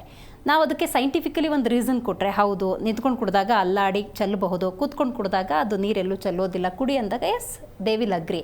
ಬಟ್ ನಾವು ಅದಕ್ಕೇನೋ ಬೇರೆ ಧಾರ್ಮಿಕ ಹಿನ್ನೆಲೆಯೋ ಮತ್ಯಾವುದೋ ಹಿನ್ನೆಲೆ ಕೊಟ್ಟರೆ ದೇ ವಿಲ್ ನಾಟ್ ಎಕ್ಸೆಪ್ಟ್, ಒಪ್ಕೊಳ್ಳೋದಿಲ್ಲ. ಒಂದು ವಿಷಯ, ನೀವು ಅದು ಮೊದಲು ಹೇಳ್ತಿರೋದೇ ತಪ್ಪು. ನೀವು ಸೈನ್ಸ್ ಆಗಾರು ಹೇಳಿ, ದೇವ್ರ ಸಿಟ್ಟಾರು ಹೇಳಿ, ಫಸ್ಟ್ ಆಫ್ ಆಲ್ ನೀವು ಹೇಳಕ್ಕೆ ನಿಮ್ಗೆ ಅಧಿಕಾರನೇ ಇಲ್ಲ. ಅದನ್ನು ಮಗುನ ಸರಿ ಮಾಡೋಕ್ಕೆ ಯಾರ ಕೈಯಿಂದ ಸಾಧ್ಯ ಇಲ್ಲ. ಕಾರಣ ಏನು ಅಂದರೆ, ಹುಟ್ಟಿದ ಮಗು ಕಣ್ಣಲ್ಲಿ ಕೈ ಹಾಕಿ ಉಜ್ಜುತ್ತೆ, ನೋಡಿದ್ಯಮ್ಮ? ಅಟ್ಲೀಸ್ಟ್ ಒಂದು ಅದು ಏನು ಅರ್ಥ? ಅದು ಹೇಳಿ ಅದಕ್ಕೆ ನೋಡೋಣ. ಯಾರು ಇದಕ್ಕೆ ಉತ್ತರ ಹೇಳಿ. ಮಗು ಅದಕ್ಕೆ ಪ್ರಪಂಚದ ಇತಿಹಾಸನೇ ಗೊತ್ತಿಲ್ಲ, ಕಣ್ಣಿಗೆ ಕೈ ಹಾಕಿ ಉಜ್ಜುತ್ತೆ. ಏನಿದ್ರ ಅರ್ಥ ಹೇಳಿ ನೋಡೋಣ. ಈ ಮಾತಾಡ್ತಕ್ಕಂಥ ವ್ಯವಹಾರಗಳಲ್ಲಿ ಇದೆಯಲ್ಲ, ಬುದ್ಧಿಯನ್ನು ಬೆಳೆಸಿ ಬದುಕೋದಿದೆಯಲ್ಲ, ಇದು ಪ್ರಪಂಚದಲ್ಲಿ ಯಾವ ಕಾರಣಕ್ಕೂ ಆಗಲ್ಲ. ನಾವು ಬದುಕಬೇಕಾಗಿರೋದು ಹೃದಯವನ್ನು ಬೆಳೆಸಿ, ಹೃದಯದ ಉಸಿರಾಟವನ್ನು ಗಮನಿಸಿ ಬದುಕಿದವರಿಗೆ ಇದೆಲ್ಲ ಜಾಸ್ತಿ ತಲೆ ಕೆಡಿಸ್ಕೊಳಕ್ಕೆ ಹೋಗಲ್ಲ. ಸೊ ಹೃದಯವನ್ನು ಬಿಟ್ಟು ನಾವು ಬುದ್ಧಿಯನ್ನು ಬೆಳೆಸಿ ಬದುಕ್ತಾ ಇದ್ದೀವಿ. ಇದರಿಂದ ನಾವು ಅತಂತ್ರ ಸ್ಥಿತಿಯಲ್ಲಿ ಅನುಭವಿಸ್ತಾ ಇದ್ದೀವಿ ಹೊರತು, ಅಮ್ಮ ನೀನು ಹೇಳ್ತೀಯ ನಾನೊಂದು ಹೇಳ್ತೀನಿ, ನಾನೊಂದು ಹೇಳ್ತೀನಿ ನೀನೊಂದು ಹೇಳ್ತೀಯ, ಇದರಲ್ಲೇ ಕಾಲ ಮುಗೀತು. ಬಟ್ ಎಂಡ್ ಆಗಲೇ ಇಲ್ಲ. ಇದು ನಮ್ಮ ದೇಶದಲ್ಲಿ ಆಗ್ತಾ ಇರ್ತಕ್ಕಂಥ ದೊಡ್ಡ ಅನಾಹುತ. ಮೊದಲು ಪ್ರಜ್ಞೆ ಬೇಕು ನಮಗೆ. ಏನು ಇದರ ಅರ್ಥ ಇದೆಯಾ? ಅದಕ್ಕೆ ಇನ್ನೊಂದು ಉದಾಹರಣೆ ಹೇಳ್ಬಿಡ್ತೀನಿ. ಆ ಮಗು ಕಣ್ಣಿಗೆ ಏನು ಕೈ ಹಾಕತ್ತೆ ಅಂತ ಆಮೇಲೆ ಹೇಳ್ತೀನಿ. ಒಂದು ವೆಹಿಕಲನ್ನು ತಗೊಳ್ತೀವಿ ನಾವು. ಎಲ್ಲ ವೆಹಿಕಲ್ಲು ಮನೆಯನ್ನು ಕಟ್ಟಬೇಕಾದ್ರೆ ಬಾಗಿಲು ಎಷ್ಟು ಪ್ರಮಾಣ ಇರಬೇಕು ಅಂತ ಲೆಕ್ಕ ಹಾಕಿರ್ತೀವಿ, ಹಾಲ್ ಎಷ್ಟಿರಬೇಕು ಅಂತ ಪ್ರಮಾಣ ಅಂತ ಲೆಕ್ಕ ಹಾಕಿರ್ತೀವಿ, ಮುಂದೆ ಫೋರ್ಟಿಕೋ ಎಷ್ಟಿರಬೇಕು ಅಂತ ಲೆಕ್ಕ ಹಾಕಿರ್ತೀವಿ. ಶಾಸ್ತ್ರಬದ್ಧ ನಡೆಯಿತು. ವೆಹಿಕಲ್ನ ನೀನು ಇಷ್ಟೇ ಅಳತೆ ಇರೋದು, ಇಷ್ಟು ಎತ್ತರ ಇರೋದು ವೆಹಿಕಲ್ ತರೋಕ್ಕಾಗತ್ತಾ? ಸ್ವಲ್ಪ ಯೋಚನೆ ಮಾಡಮ್ಮ. ವೆಹಿಕಲ್ಗೆ ನೀನು ಅಳತೆ ಮಾಡಿ ಟೇಪ್ ಹಿಡಿದು ವೆಹಿಕಲ್ ಮನೆಯೊಳಗೆ ತರೋಕ್ಕಾಗತ್ತಾ? ಬೇಡ, ಫೋರ್ಟಿಕೋಲ್ ಆಗುತ್ತಾ? ಕಾರ್ ಆ ಮೆಜರ್ಮೆಂಟ್ ಇರುತ್ತಾ? ನಿನ್ನ ಮನೆಗೆ ಹೊಂದಾಣಿಕೆ ಆಗುವಂತಹ ವೆಹಿಕಲ್ ಅಗಲ ಎತ್ತರ ನೋಡ್ಕೊಂಡು ತರ ಅಂತಂದ್ರೆ ಆಗಿದೆಯಾ? ನಮ್ದು ಏನಕ್ಕೆ ಗೊತ್ತಿದೆಯಾ? ಇದು ಸ್ವಲ್ಪ ಯೋಚನೆ ಮಾಡಬೇಕು. ಇದನ್ನು ಇದಿಷ್ಟೆಲ್ಲ ಪ್ರಕ್ರಿಯೆ ಕೊಡು. ನೀವು ಬುದ್ಧಿವಂತರು. ನಾನು ಒಂದು ಪ್ರಶ್ನೆ ಕೇಳ್ತೀನಿ. ವೆಹಿಕಲ್ ಪ್ರಮಾಣ ಮನೆ ಕಟ್ಟಕ್ಕೆ ಶಾಸ್ತ್ರ ಕೇಳ್ತೀಯಾ? ಮದುವೆ ಮಾಡ್ಕೊಳಕ್ಕೆ ಶಾಸ್ತ್ರ ಕೇಳ್ತೀಯಾ? ವೆಹಿಕಲ್ ಎತ್ತರ ಎಷ್ಟಿರಬೇಕು, ಅಗಲ ಎಷ್ಟಿರಬೇಕು, ನನಗೆ ಅದಾಗ ಬರುತ್ತಾ ಅಂತ ಕೇಳುವಂಥ ವಿಚಾರ ನಮ್ಮ ದೇಶದಲ್ಲಿದೆ. ಇದಕ್ಕೆ ಪ್ರೂವ್ ಬೇಕಾದಷ್ಟು ತೋರಿಸ್ಕೊಡ್ತೀನಿ ನಾನು. ತೊಗೊಂಡು ತೊಗೊಂಡು ಆಕ್ಸಿಡೆಂಟ್ ಮಾಡ್ತಾರೆ, ದೇವಸ್ಥಾನಕ್ಕೆ ನುಗ್ಗಿಸ್ತಾರೆ. ಯಾಕಾಯ್ತು? ಗ್ರಾಚಾರ ಚೆನ್ನಾಗಿಲ್ಲ ಅಂತನಾ? ಇದು ಉತ್ತರ ಇಲ್ಲ. ಮಾಡಲ್ವಲ್ಲ ಗುರುಗಳೇ? ಅಲ್ಲ, ಒಂದು ನಿಮಿಷ. ಎಲ್ಲರದು ಆ ಥರ ಅಲ್ಲಪ್ಪ. ದುರಂತ ನಡೀತಾ ಇದೆಯಾ ಇಲ್ವಾ? ಇದು ಕಾರಣ. ಉತ್ತರ ಕೊಡಿ. ಬೇರೆ ಮಾತಾಡೋಕ್ಕೂ ಅವಕಾಶ ಕೊಡಲ್ಲ ನಾನು ಹೇಳ್ತಿರೋದು ಇಷ್ಟೇ. ಯಾರಿಗೆ ಆಗಲಿ ದುರಂತ ಆಗ್ತಾ ಇದೆ, ತಗೊಂಡು ದಿನನೇ ಆಕ್ಸಿಡೆಂಟ್ ಯಾಕೆ ಆಗಬೇಕು? ಯಾರು ತಪ್ಪಿಲ್ಲಿ? ಗಾಡಿದ, ಮನುಷ್ಯಂದ, ದೇವಸ್ಥಾನದ? ಯಾರು ತಪ್ಪು ತಗೊಳ್ಳೋದು? ಅಲ್ಲ, ಅಷ್ಟು ಸಮಸ್ಯೆ ಆಗಿಲ್ಲ ಅಂದ್ರೆ ಪ್ರತಿಯೊಬ್ಬರು ದೇವರಾಗ್ಬಿಡ್ತಾರೆ ಗುರುಗಳೇ. ಅಷ್ಟು ಸಮಸ್ಯೆಗಳಾಗಿಲ್ಲ ಅಂದ್ರೆ ಒಂದು ವಿಚಾರ ಏನಪ್ಪಾ ಅಂದ್ರೆ, ದೇವ್ರ ಆಗಬೇಕು ಅನ್ನೋದೇ ಭಗವಂತನ ಮನೇಲಿ ಕಳಿಸಿರೋದು. ಯಾರನ್ನ? ಮನುಷ್ಯನ ಸೃಷ್ಟಿ ಮಾಡಿದ್ದು ದೇವ್ರ ಆಗು ನೀನು ಅಂತ. ನಾನು ಮೂರ್ಖ ಆಗ್ತೀನಿ ಅಂದ್ರೆ ಬದುಕು. Very simple. ಈ 10ರಲ್ಲಿ ಕಡೆ ಪಕ್ಷ 2 ಲೋಪ ಇದ್ರೆ ಲೋಪ ಗೊತ್ತಾಗುತ್ತೆ, ಇನ್ನು ಉಳಿದಿರೋ 8ಕ್ಕೆ ಬೆಲೆ ಅನ್ನೋದಿರುತ್ತೆ. ಆವಾಗ ವ್ಯತ್ಯಾಸಗಳ ಅರಿವು. ಒಂದು ವಿಷಯ ಅಮ್ಮ, ನಮಗೆ ಬೇಕಾಗಿರೋದು ಯಾವ್ದು ಗೊತ್ತಾ? ಅರಿವು ಅಂತಕ್ಕಂಥದ್ದು ಮೊದಲಿರಬೇಕು.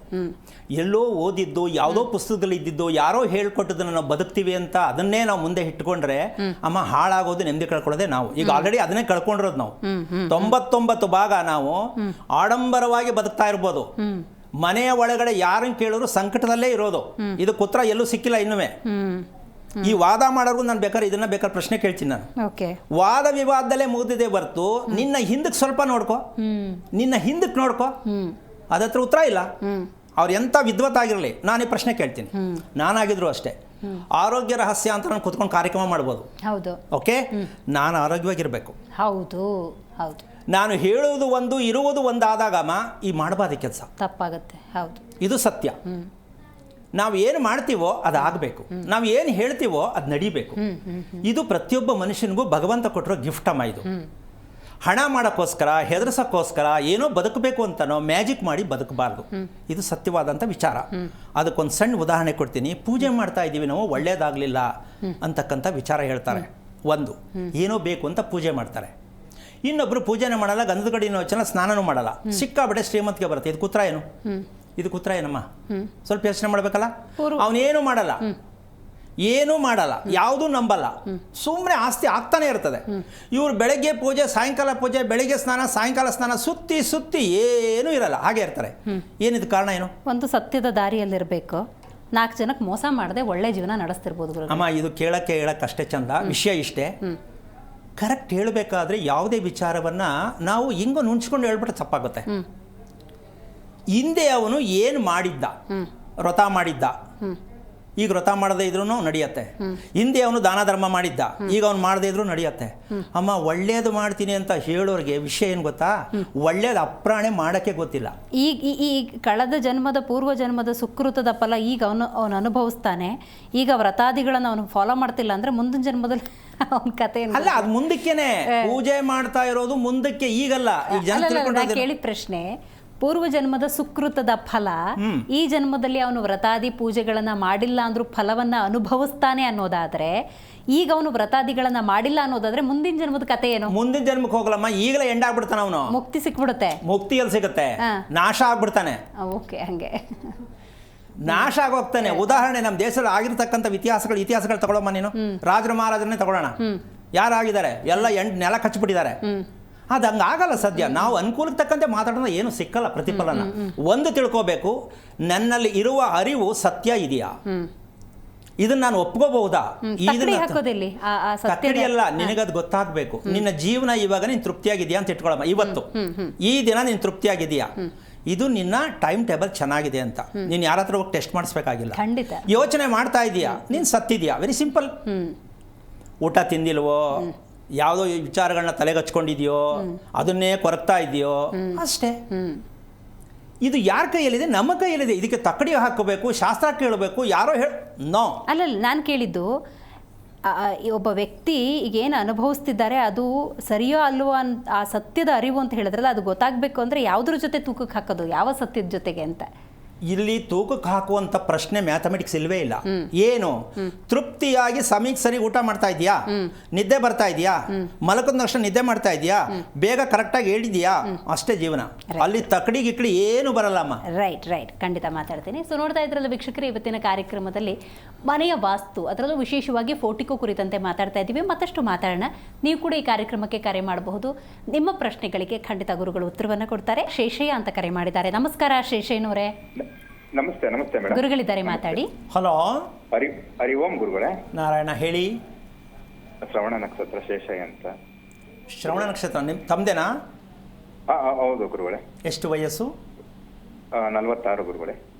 ಏನಾಗಬೇಕಿತ್ತು ತಮಗೆ ಗುರುಗಳೇ? ನಮ್ಮ ಸ್ವಲ್ಪ ಹೆಲ್ತ್ ಬಗ್ಗೆ ಗುರುಗಳೇ, ಕಿವಿಯೆಲ್ಲ ಗುಣಿ ಅನ್ನೋದು ಎಷ್ಟು ವರ್ಷದಿಂದ? ಈಗ ಒಂದು 2 ವರ್ಷದಿಂದ ಹಿಂಗೆ ಆಗ್ತಾಯಿದೆ ಗುರುಗಳೇ. ಒಂಥರ ಮೈಯೆಲ್ಲ ಒಂಥರ ಇದಾಕೋದು, ಎಡಗಡೆದು ಸ್ವಲ್ಪ ಸೋಲ್ಡ್ರು ಇದಾಗಿತ್ತು, ಬಿದ್ದು ಅದೆಲ್ಲ ಟ್ರೀಟ್ಮೆಂಟ್ ಆಗತ್ತಾ ಇದೆ. ಮತ್ತೆ ಒಂದು ಹಾವು ಮನೆ ಒಳಗೆ ಬಂದ್ಬಿಟ್ಟಿತ್ತು ಗುರುಗಳೇ. ಕಟಾವು ತರ ಒಳಗಡೆ ಬಂದಿತ್ತು. ಅದೇನು ನಾವೇನು ಹೊಡಿಲಿಲ್ಲ, ಅದ ಕೋಲಲ್ಲಿ ಎತ್ತಿ ಹಾಗೆ ಬಿಟ್ಟೆ. ಆಮೇಲೆ ಒಂದ್ 2-3 ಸಾರಿ ಮನೆ ಅಕ್ಕಪಕ್ಕದಲ್ಲೇ ಕಾಣಿಸ್ತು ಗುರುಗಳೇ. ಗುರುಗಳೇ ಇದು ಬಾಡಿಗೆ 3 ವರ್ಷದ ಹೊಸದು ಗುರುಗಳೇ. ಇದು ನಾ ಬಂದು 3 ವರ್ಷ ಆಯ್ತು. ಬಾಡಿಗೆ ಮನೆ ಗುರುಗಳೇ. ತಾವೇನು ಮಾಡ್ತೀರಾ ಗುರುಗಳೇ? ಮೊದಲು ಲಿಕ್ಕರ್ ಬಿಸ್ನೆಸ್ ಮಾಡ್ತಾ ಇದೆ, ಸ್ವಲ್ಪ ಲಾಸ್ ಆಗಿ ಯಾವುದು ಡ್ರೈವಿಂಗ್ ಮಾಡ್ತಾ ಇದ್ದೀನಿ ಗುರುಗಳೇ. ನಿಮಗೆ ಉಸಿರಾಟ ನನಗೆ ಕರೆಕ್ಟ್ ಆಗಿದೆ ಅಂತ ಒಪ್ಕೋತೀರಾ? ಇಲ್ಲ ಗುರುಗಳೇ, ಅದು ಉಸಿರಾಟ ಇಲ್ಲ ಗುರು. ಅಲ್ಲ, ಒಂದ್ ನಿಮಿಷ ಅದು ಒಂದನ್ನು ತಿಳ್ಕೊಳ್ಳಿ ಸಾಕು ನೀವು. ಗುರುಗಳೇ, ಉಸಿರಾಟ ಮನುಷ್ಯನಿಗೆ ಚೆನ್ನಾಗಿರಬೇಕು, ಹೌದಾ? ಹೌದು ಗುರುಗಳೇ. ಚೆನ್ನಾಗಿಲ್ಲ. ಇಲ್ಲ ಗುರುಗಳೇ. ಇದು ಕಾರಣ ಏನು ಅಂತ ಹೇಳೋಕ್ಕಾಗತ್ತಾ? ತಿಳ್ಕೊಂಡಿದ್ರೆ ನಾನು ನಿಮ್ಮ ಹತ್ರ ಯಾಕೆ ಕೇಳ್ತಿದ್ದೆ ಗುರುಗಳೇ ಅಂತ ಅನ್ಬೇಡಿ. ಕೊನೆ ಪಕ್ಷ ಮನುಷ್ಯನ ಉಸಿರಾಟ ಸ್ವಲ್ಪ ಕೆಟ್ಟಿದೆ, ಭಯ ಬೆಳೆಸತ್ತೆ ಅಂದ ಮೇಲೆ ಇದಕ್ಕೆ ಉತ್ತರ ತಿಳ್ಕೊಬೇಕಲ್ವಾ? ತಿಳ್ಕೊಬೇಕು ಗುರುಗಳೇ. ಓಕೆ, ಇದಕ್ಕೆ ನೀವು ತಿಳ್ಕೊಳ್ಳೋದಕ್ಕೆ ಪ್ರಯತ್ನವನ್ನು, ನಂಬಿಕೆ ಇದೆಯಾ ಅಥವಾ ಯೋಚನೆ ಮಾಡ್ತಾ ಇದ್ದೀರಾ? ನಂಬಿಕೆ ಇದೆ ಗುರುಗಳೇ. ಯಾಕೆ ತಿಳ್ಕೊಳ್ಳಿಲ್ಲ? ನಮ್ಮ ಉಸಿರಾಟ ಚೆನ್ನಾಗಿರಬೇಕು ಅಂತ ಯಾಕೆ ತಿಳ್ಕೊಳ್ಳಿಲ್ಲ? ತಿಳ್ಕೋಬೇಕು. ಅದು ಲೆಫ್ಟ್ ಮೂಗು ಆಪರೇಷನ್ ಆಗಿತ್ತು, ಹಾಗೆ ಇದು ಬೆಂಡ್ ಆಗಿದೆ ಅಂದ್ಬಿಟ್ಟು ಅದನ್ನು ಆಪರೇಷನ್ ಮಾಡಿಸಿದ್ರು ಇದು ಒಂದ್ ಟೈಮ್ ಆಗುತ್ತೆ, ಒಂದ್ ಟೈಮ್ ಅದು ಲೆಫ್ಟ್ ಬ್ಲಾಕ್ ಆಗುತ್ತೆ. ಓಕೆ, ನಿಮ್ಮ ಊಟದ ಅಭ್ಯಾಸ ರಾತ್ರಿ ಹೊತ್ತು ಎಷ್ಟೊತ್ತಿಗೆ? ಗುರುಗಳೇ, ನಾವು 8 ಗಂಟೆ ಒಳಗೆ ಮಾಡ್ತೀವಿ. ನಾನು ಮಾತಾಡ್ತಿರೋದು ಯಾವಾಗಿಂದ ನೀವು ಇದು 8 ಗಂಟೆಗೆ ಊಟ ಮಾಡ್ತಾ ಇರೋದು? ನಿಮ್ಮ ಕಾರ್ಯಕ್ರಮ ನೋಡ್ತಾ ಇದ್ದಂಗೆ. ಅದಕ್ಕೆ ಮುಂಚೆ ಹೇಳಿ. ಅದಕ್ಕೆ ಮುಂಚೆ ಇಲ್ಲ, ಲೇಟ್ ಆಗ್ತಿತ್ತು ಹೇಳಿ. ಎಷ್ಟು ಅಂತ ಹೇಳಿ. 10 ಗಂಟೆ ಆಗ್ತಿತ್ತು ಗುರುಗಳೇ. ಹಂಗೆ 2 ನಿಮಿಷ ಕೇಳಿಸ್ಕೊಳ್ಳಿ, ಇದಕ್ಕೆ ವಿಚಾರ ಹೇಳ್ತೀನಿ. ಇಲ್ಲಿ ಮೂಗು ಸೊಟ್ಟಾಗಿತ್ತು ಅಂತಕ್ಕಂಥ ಒಂದು ವಿಷಯ. ಮೂಗು ಸೊಟ್ಟ ಈ ಸಮಸ್ಯೆ ತುಂಬ ಜನಗಳಲ್ಲಿದೆ. ರಾತ್ರಿ ಹೊತ್ತು ಕರೆಕ್ಟಾಗಿ ಉಸಿರು ಕಟ್ತಂಗೆ ಯಾವುದೋ ಒಂದು ಕಡೆ ಮೂಗು ಲಾಕ್ ಆಗತ್ತೆ, ನಿದ್ದೆ ಮಾಡೋಕ್ಕಾಗಲ್ಲ. ಇದಕ್ಕೆ ಟ್ರೀಟ್ಮೆಂಟ್ ಅನ್ನೋದ್ರಲ್ಲಿ ಜಾಗ ಇಲ್ಲ, ಆಪ್ರೇಷನ್ನೇ ಜಾಗ. ಇದಕ್ಕೆ ನಿಜವಾದ ಟ್ರೀಟ್ಮೆಂಟ್ ಊಟದಿಂದ ಮೂಗು ಕಟ್ಟುವುದನ್ನು ನಿಲ್ಲಿಸಬಹುದು, ಉಸಿರಾಟವನ್ನು ಸರಿ ಮಾಡಬಹುದು ಅಂತಕ್ಕಂಥ ಇತಿಹಾಸ ಯಾರು ಹೇಳೋಕ್ಕಾಗಿದೆಯಾ ಅಂತ ನನ್ನ ಪ್ರಶ್ನೆ. ಮಾತಾಡ್ತಾರೆ, ಬೇಕಾದಷ್ಟು ಮಾತಾಡ್ತಾರೆ. ಅದ್ಯಾಕೆ ಹಿಂಗೆ ಮಾಡಬೇಕು, ಇದ್ಯಾಕೆ ಹಿಂಗೆ ಮಾಡಬಾರ್ದು? ಕಮಾನ್ ಪ್ರೂವ್ ಮಾಡಿ ನೋಡೋಣ. ಉಸಿರಾಟವನ್ನು, ನಿಗದಿಯಾದ ಉಸಿರಾಟ ಪ್ರತಿಯೊಬ್ಬ ಮನುಷ್ಯನಿಗೂ ಭಗವಂತ ಕೊಟ್ಟಿರೋದೇ. ಆದರೂ ಗಂಡ ಆಡೋ ಉಸಿರಾಟ ಹೆಂಡತಿಗಿಲ್ಲ, ಹೆಂಡತಿ ಆಡೋ ಉಸಿರಾಟ ಗಂಡನಿಗಿಲ್ಲ. ಕಾರಣ ಏನು ಬೇಕಲ್ಲ? ಇವರಿಬ್ಬರು ಉಸಿರಾಟ ಇಲ್ಲದೆ ಮಗು ಮಾಡ್ಕೋಬಾರ್ದು. ಗಂಡ ಹೆಂಡತಿಯ ಉಸಿರಾಟ ಏಕಕಾಲದಲ್ಲಿ ಸರಿಯಾದ ರೀತಿಯಲ್ಲಿ ಆಡ್ತಕ್ಕಂಥ ಉಸಿರಾಟ ಇಲ್ಲದಿದ್ದರೆ ಮಗುವನ್ನು ಮಾಡ್ಕೋಬಾರ್ದು. ಮಗು ಮಾಡ್ಕೊಂಡು ಕರ್ಮುದ್ದೆ ಮಗುನೇ ಬರೋದು. ಇದಕ್ಕೆಲ್ಲರೂ ಪಾಠ ಇದೆಯಾ, ಶಿಕ್ಷಣ ಇದೆಯಾ ಇದಕ್ಕೆ? ಉಸಿರಾಟವನ್ನು ಊಟದ ಮೂಲಕ ಸರಿ ಮಾಡ್ಕೋಬೇಕು. ಇಲ್ಲ, ಕೇಳಿಸ್ಕೊತಾ ಇದ್ದೀರಾ ನೀವು? ಬೆಳಗ್ಗೆ ತಿಂಡಿ ಎಷ್ಟೊತ್ತು ತಿಂತೀರಾ? ಬೆಳಗ್ಗೆ ಗುರುಗಳೇ 7:30 ತಿಂದರೆ ಏನು ತಿಂತೀರಾ? ಚಪಾತಿ, ದೋಸೆ? ದೋಸೆ, ಚಪಾತಿ. ಚಪಾತಿ ತಿಂದರೆ ಎಷ್ಟು ತಿಂತೀರಾ? ಚಪಾತಿ ತಿಂದರೆ 3 ತಿಂತೀನಿ ಗುರುಗಳೇ. ಮತ್ತೆ ಮಧ್ಯಾಹ್ನ ಊಟ ಎಷ್ಟೊತ್ತಿಗೆ? ಮಧ್ಯಾಹ್ನ ಊಟ 1-1:30 ಮಾಡ್ತೀವಿ. ಏನು ತಗೋತೀರಾ ಮಧ್ಯಾಹ್ನ ಊಟಕ್ಕೆ? ಮಧ್ಯಾಹ್ನ ಅನ್ನ ಸಾಂಬಾರು ಇರುತ್ತೆ. ಮುದ್ದೆನಾ? ಒಂದೊಂದು ಟೈಮ್ ಮುದ್ದೆ ಮಾಡಿದ್ರೆ ಮುದ್ದೆ ತೊಗೊಂಡ್ಬಿಡ್ತೀನಿ. ಓಕೆ. ನೀವು 7 ಗಂಟೆಯಿಂದ 1 ಗಂಟೆವರೆಗೆ ಎಷ್ಟು ಗಂಟೆ ಟೈಮ್ ಆಯಿತು? 7ರಿಂದ 1. 6 ಗಂಟೆ ಟೈಮ್ ಆಯಿತು. ತಿಂಡಿ ತಿನ್ನೋ ಸಮಯದಿಂದ ಮಧ್ಯಾಹ್ನ ಊಟಕ್ಕೆ 6 ಗಂಟೆ ಟೈಮ್ ಆಯಿತು. ನೀವು ತೊಗೊಂಡಿರೋದು 3 ಚಪಾತಿ. ಈ 3 ಚಪಾತಿ ನಿಮ್ಮ ಕೆಲಸ ಏನು? ಡ್ರೈವಿಂಗು. ಅಂದರೆ ಕೂತ್ಕೊಂಡಿರೋದು, ಡ್ರೈವ್ ಮಾಡೋದು. ಕೂತ್ಕೊಂಡು ಡ್ರೈವ್ ಮಾಡೋದು. ಈಗ ಕೂತ್ಕೊಂಡವ್ರಿಗೆ 3 ಚಪಾತಿ ತಿಂಡಿಗೆ ಸರಿನಾ? ಈ ಪ್ರಶ್ನೆ ಹಾಕೋಬೇಕು ಮೊದಲು ನೀವು. ಕಷ್ಟಪಡೋರಿಗೆ, ಮೂಟೆ ಹೊರೋರಿಗೆ, ಸೌದೆ ಹೊಡೆಯೋರಿಗೆ 3 ಅಲ್ಲ 5 ತಿನ್ನಲಿ. ಕೂತ್ಕೊಂಡಿರೋರು 3 ಚಪಾತಿ ತಿಂದು 1 ಗಂಟೆ ಊಟ ಮಾಡ್ತೀನಿ ಅಂದರೆ ಎಷ್ಟರ ಮಟ್ಟಕ್ಕೆ ನಮ್ಮ ದೇಹ ಕೆಲಸ ಮಾಡಬೇಕು? ಸ್ವಲ್ಪ ಯೋಚನೆ ಮಾಡಬೇಕು. ಅರ್ಥ ಆಯ್ತು ನಾನು ಹೇಳಿದ್ದು? ನಿಮ್ಮ ಊಟದ ಕ್ರಮವನ್ನು ಸರಿಪಡಿಸ್ಕೊಂಡ್ರೆ ಉಸಿರಾಟ ಸರಿ ಹೋಗುತ್ತೆ. ಶ್ರವಣ ನಕ್ಷತ್ರಕ್ಕೆ ತಿಂತಕ್ಕಂತಹ ಪ್ರಕ್ರಿಯೆಗಳು ಚೆನ್ನಾಗಿಲ್ಲ. ಆತರವಾಗಿ ತಿನ್ನೋದು, ಅರ್ಧಂಬರ್ಧ ಹಗದು ತಿನ್ನೋದು, ಈ ಒಂದು ಕಾರಣದಿಂದಾಗಿ ನಿಮ್ಮ ದೇಹವೆಲ್ಲ ಪೂರ್ಣವಾಗಿ ಕೆಡುತ್ತಾ ಹೋಗುತ್ತೆ, ಭಯವನ್ನು ಉಂಟು ಮಾಡುತ್ತೆ. ಯಾವ ಮೆಡಿಷನಿಂದನೂ ನೀವು ಸರಿ ಮಾಡ್ಕೊಳ್ಳೋಕೆ ಆಗದೇ ಇರೋ ಪರಿಸ್ಥಿತಿಗೆ ತಲುಪ್ತೀರಾ. ಫಸ್ಟು ನೀವು ಮಾಡಬೇಕಾಗಿರೋದು 1 ವಾರ ಮನೆಯಲ್ಲಿ ಕ್ಲೀನಾಗಿ ನಾನು ಆರೋಗ್ಯ ಸರಿ ಮಾಡ್ಕೋಬೇಕು ಅನ್ನೋದು ಯಾವುದೇ ಹೇಳಿಕೊಡ್ತೀನಿ, ಮಾಡಿ ನೋಡಿ. ಎಷ್ಟು ಖುಷಿ ಆಗುತ್ತೆ ಗೊತ್ತಾಗತ್ತೆ. ಮಾಡೋದಕ್ಕೆ ಪ್ರಯತ್ನ ಮಾಡಿ. ಅದಕ್ಕೆ ಮುಂಚೆ ನೀವು ಬಾಳೆ ಎಲೆಯಲ್ಲಿ ಸಾಯಂಕಾಲ 6:30 ಒಳಗಡೆ ತಾಜವಾಗಿರ್ತಕ್ಕಂತಹ ಫಲಹಾರ ತಗೋಬೇಕು. ಊಟ ತಿನ್ನಬಾರ್ದು. ಫಲಹಾರ ಥರ ಟಿಫನ್ ಅಂತೀವಲ್ಲ ಆ ಥರ. ತಿನ್ನೋದಕ್ಕೆ ಮುಂಚೆ 1-3/4 ಗಂಟೆ ವಾಕು, ಇಲ್ಲ ತಿಂದು 1 ಗಂಟೆ ಆದಮೇಲೆ 3/4 ಗಂಟೆ ವಾಕ್ ಮಾಡಿ, ನೀರು ಕುಡಿದು ಕರೆಕ್ಟ್ 10 ಗಂಟೆಗೆ ಮಲಗೋಕ್ಕೆ ಪ್ರಯತ್ನ ಮಾಡಿ. ಬೆಳಗ್ಗೆ 4:00ವರೆಗೆ ಬೆಡ್ಡಿಂದ ಎದ್ಬಿಡಬೇಕು. ಎದ್ದು 1-3/4 ಗಂಟೆ ನೀರು ಕುಡಿದು ಬರೀ ನಡಿಗೆಯನ್ನು ಮಾಡಿ. ಎಷ್ಟು ನಿಮಗೆ ಚೇಂಜಸ್ ಆಗುತ್ತೆ ಗೊತ್ತಾಗುತ್ತೆ. ಯೋಚನೆ ಮಾಡಬೇಡಿ, ಭಯ ಬೀಳಬೇಡಿ. ಒಳ್ಳೆಯದಾಗಲಿ. ಮೀನಾಕ್ಷಿ ಅಂತ ಕರೆ ಮಾಡಿದ್ದಾರೆ. ನಮಸ್ಕಾರ ಮೀನಾಕ್ಷಿ ಅವರೇ. ಮೀನಾಕ್ಷಿ ಅವರೇ, ನಾನು ಮಾತಾಡೋದು ನಿಮಗೆ ಕೇಳಿಸ್ತಾ ಇದೆಯಾ? ಓಕೆ, ಕರೆ ಕಟ್ಟಾಗಿದೆ. ವೀಕ್ಷಕರೇ, ನೀವು ಕೂಡ ಈ ಕಾರ್ಯಕ್ರಮಕ್ಕೆ ಕರೆ ಮಾಡಬಹುದು. ನಿಮ್ಮ ಸಮಸ್ಯೆಗೆ ಖಂಡಿತವಾಗ್ಲೂ ಒಂದಷ್ಟು ಪರಿಹಾರವನ್ನು ಕೊಡುವಂಥ ನಿಟ್ಟಿನಲ್ಲಿ ಗುರೂಜಿಯವರು ನಿಮ್ಮ ಜೊತೆ ನೇರವಾಗಿ ಮಾತಾಡ್ತಾರೆ. ಗುರುಗಳೇ, ಫೋರ್ಟಿಕೋ ಬಗ್ಗೆ ಮಾತಾಡ್ತಾ ಇದ್ವಿ.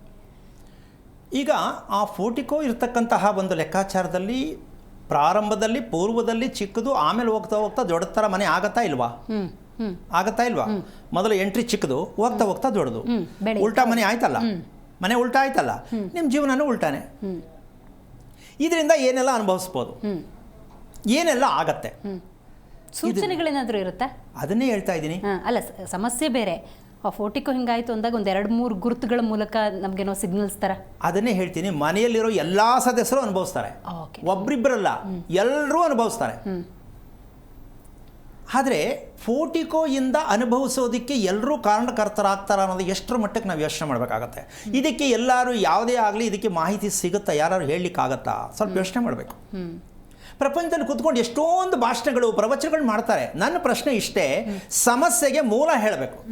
ಸಮಸ್ಯೆಗೆ ಇನ್ನೊಂದು ಸಮಸ್ಯೆ ಸೃಷ್ಟಿ ಮಾಡಬಾರ್ದು. ಇದನ್ನು ಮಾಡಿ ಸರಿ ಹೋಗುತ್ತೆ ಅಂತ.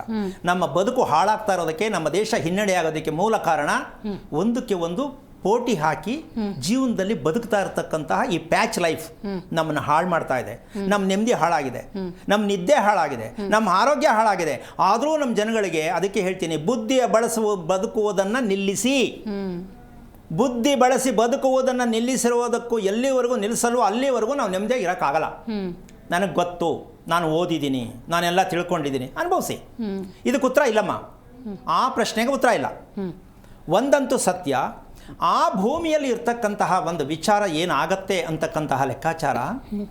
ನಾವು ಫೋರ್ಟಿಕೋ ಅಂತಕ್ಕಂತಹ ಒಂದು ವಿಷಯಕ್ಕೆ ಬಂದಾಗ, ಇದಕ್ಕೆ ಕಾಂತಾರ ಸಿನಿಮಾದಲ್ಲಿ ಒಂದು ಮಾರ್ಕ್ ಮಾಡ್ತಾರೆ ಪಿಕ್ಚರಲ್ಲಿ. ಅದು ಎಷ್ಟು ಜನ ಅದನ್ನು ಗಮನಿಸ್ತಾರೋ ನಂಗೆ ಗೊತ್ತಿಲ್ಲ, ಅಥವಾ ರಿಷಬ್ ಶೆಟ್ಟಿ ಅವ್ರಿಗೂ ಅದರ ಸತ್ಯ ಏನೋದು ಗೊತ್ತಾಯ್ತೋ ಗೊತ್ತಿಲ್ಲ. ನಾನು ತೊಗೊಂಡ್ರು ಶಾಟ್ ಅದು ಏನು, ಆ ಸಿನಿಮಾದಲ್ಲಿ ಒಂದು ಬೆಂಕಿ ವೃತ್ತಾಕಾರವಾಗಿ ಬೆಂಕಿ ಹರಡುತ್ತೆ. ಅದನ್ನು ಕಾಂತಾರ, ಅದು ಕರೆಕ್ಟಾಗಿ ಹೇಳಬೇಕಾದ್ರೆ ಕಾಂತಾರ ಅಂತಕ್ಕಂಥ ಅರ್ಥ ಏನು ಅಂದರೆ ಸಿನಿಮಾ ಹೆಸರು ಅಂತ ಅಂದ್ಕೊಂಡಿದ್ದೀವಿ. ಭೂಮಿಯಲ್ಲಿ ಇರ್ತಕ್ಕಂತಹ ಶಕ್ತಿ ದೇವತೆ, ಆ ಉತ್ಪತ್ತಿ ಆಗ್ತಕ್ಕಂತಹ ಬೆಂಕಿ ಉತ್ಪತ್ತಿ ಆಗುತ್ತಲ್ಲಮ್ಮ, ಆ ರಿಂಗಲ್ಲಿ ಬೆಂಕಿ ಉತ್ಪತ್ತಿ ಆಗುತ್ತಲ್ಲ, ಅದು ಪ್ರತಿ ಮನೆಯಲ್ಲಿ ಬೆಳಕು ಅಂತಕ್ಕಂಥದ್ದು ಇರುತ್ತೆ. ಹೌದಾ? ಮನೆಯ ಒಳಗಡೆ ಬೆಳಕು ಅಂತಕ್ಕಂಥದ್ದು ಇರುತ್ತೆ, ಮನೆಯ ಹೊರಗಡೆ ಸೂರ್ಯನ ಬೆಳಕು ಅಂತ ಒಂದಿರುತ್ತೆ. ಮನೆಯ ಒಳಗಡೆ ಸೂರ್ಯನ ಬೆಳಕನ್ನು ಚಂದ್ರನ ಬೆಳಕನ್ನು ನಾವು ಸ್ಥಾಪನೆ ಮಾಡ್ಕೊಳ್ಳೋದಕ್ಕೆ ಅವಕಾಶನೇ ಇಲ್ಲ. ಇದು ಮಾಡಿಕೊಳ್ಳೇಬೇಕು. ಮನೆಯ ಒಳಗಡೆ ಸೂರ್ಯ ಚಂದ್ರ ಬೇಕಾ ಬೇಡವಾ? ಅದಕ್ಕೆ ಉದಾಹರಣೆ ಏನು ಅಂದರೆ, ಉದಯ ಸೂರ್ಯ, ಅಸ್ತಮ ಸೂರ್ಯ ಬೇಕಲ್ವಾ? ಎಲ್ಲಿದೆ ನಮ್ಮ ಮನೆಗಳಲ್ಲಿ? ಎಲ್ಲಿದೆ? ಮುಂದಕ್ಕೆ ಬಾಗಿಲಿದೆ ಸರಿ, ಹಿಂದೆ ಎಲ್ಲಿ? ಚಂದ್ರನಿಯಲ್ಲಿ. ಸೊ ಸೂರ್ಯಚಂದ್ರನಿಂದ ನಮಗೆ ಒಳ್ಳೆಯದಾಗತ್ತೆ, ಸೂರ್ಯಚಂದ್ರನ ನಾವು ಬದುಕ್ತಾ ಇದ್ದೀವಿ ಅಂತ ತಿಳಿದಿರೋ ಬುದ್ಧಿವಂತರುಗಳು ಸೂರ್ಯಚಂದ್ರನ ಮನೆ ಒಳಗಡೆ ಸ್ಥಾಪನೆ ಮಾಡಬೇಕು ಅನ್ನೋದು ಗೊತ್ತಿದೆಯಾ? ಆಗಿದೆಯಾ? ಯಾರ ಮನೆಯಲ್ಲೇ ನೋಡ್ಕೊಳ್ಳಿ, ವೀಕ್ಷಕರು ಇಲ್ಲಿ ಕೂತ್ಕೊಂಡು ಮಾಧ್ಯಮದಲ್ಲಿ ಕೂತಿರೋ ಪ್ರತಿಯೊಬ್ಬರು ನಾನು ಕೇಳ್ತೀನಿ, ಮನೆಯಲ್ಲಿ ಸೂರ್ಯಚಂದ್ರನ ಸ್ಥಾಪನೆ ಮಾಡುವಂಥ ಮನೆ ಕಟ್ಟಲಿಕ್ಕೆ ಆಗಿದೆಯಾ? ಅಲ್ಲಿ ಬಗ್ಗೆ ನಾನು ಡೀಟೇಲ್ ಆಗಿ ತಗೊಳ್ತೀನಿ. ಕವಿತಾ ಅಂತ ಕರೆ ಮಾಡಿದ್ದಾರೆ. ನಮಸ್ಕಾರ ಕವಿತಾ ಅವರೇ. ಕವಿತಾ ಮೇಡಮ್. ರೈಟ್, ಗುರುಗಳಿದ್ದಾರೆ, ಮಾತಾಡಿ. ಹಲೋ ಹಲೋ, ಹೇಳಿಮ್ಮ. ಹರಿ ಓಂ ಗುರುಜಿ. ನಾರಾಯಣ ಹೇಳಿ. ಗುರುಜಿ, ನಾವು ನಮ್ಮ ಮಾವರ್ದು ಶ್ರಾದ್ದ ಮಾಡಕ್ಕೆ ಅಂತ ಹೋಗಿದ್ವಿ. ಹೋಗಿ ಬರ್ಬೇಕಾದ್ರೆ ನಮ್ಮ ಮನೆಯವ್ರದ್ದು ಕೊಳಚೆಯನ್ನು ಕಟ್ಟಾಯ್ತು ಗುರುಜಿ.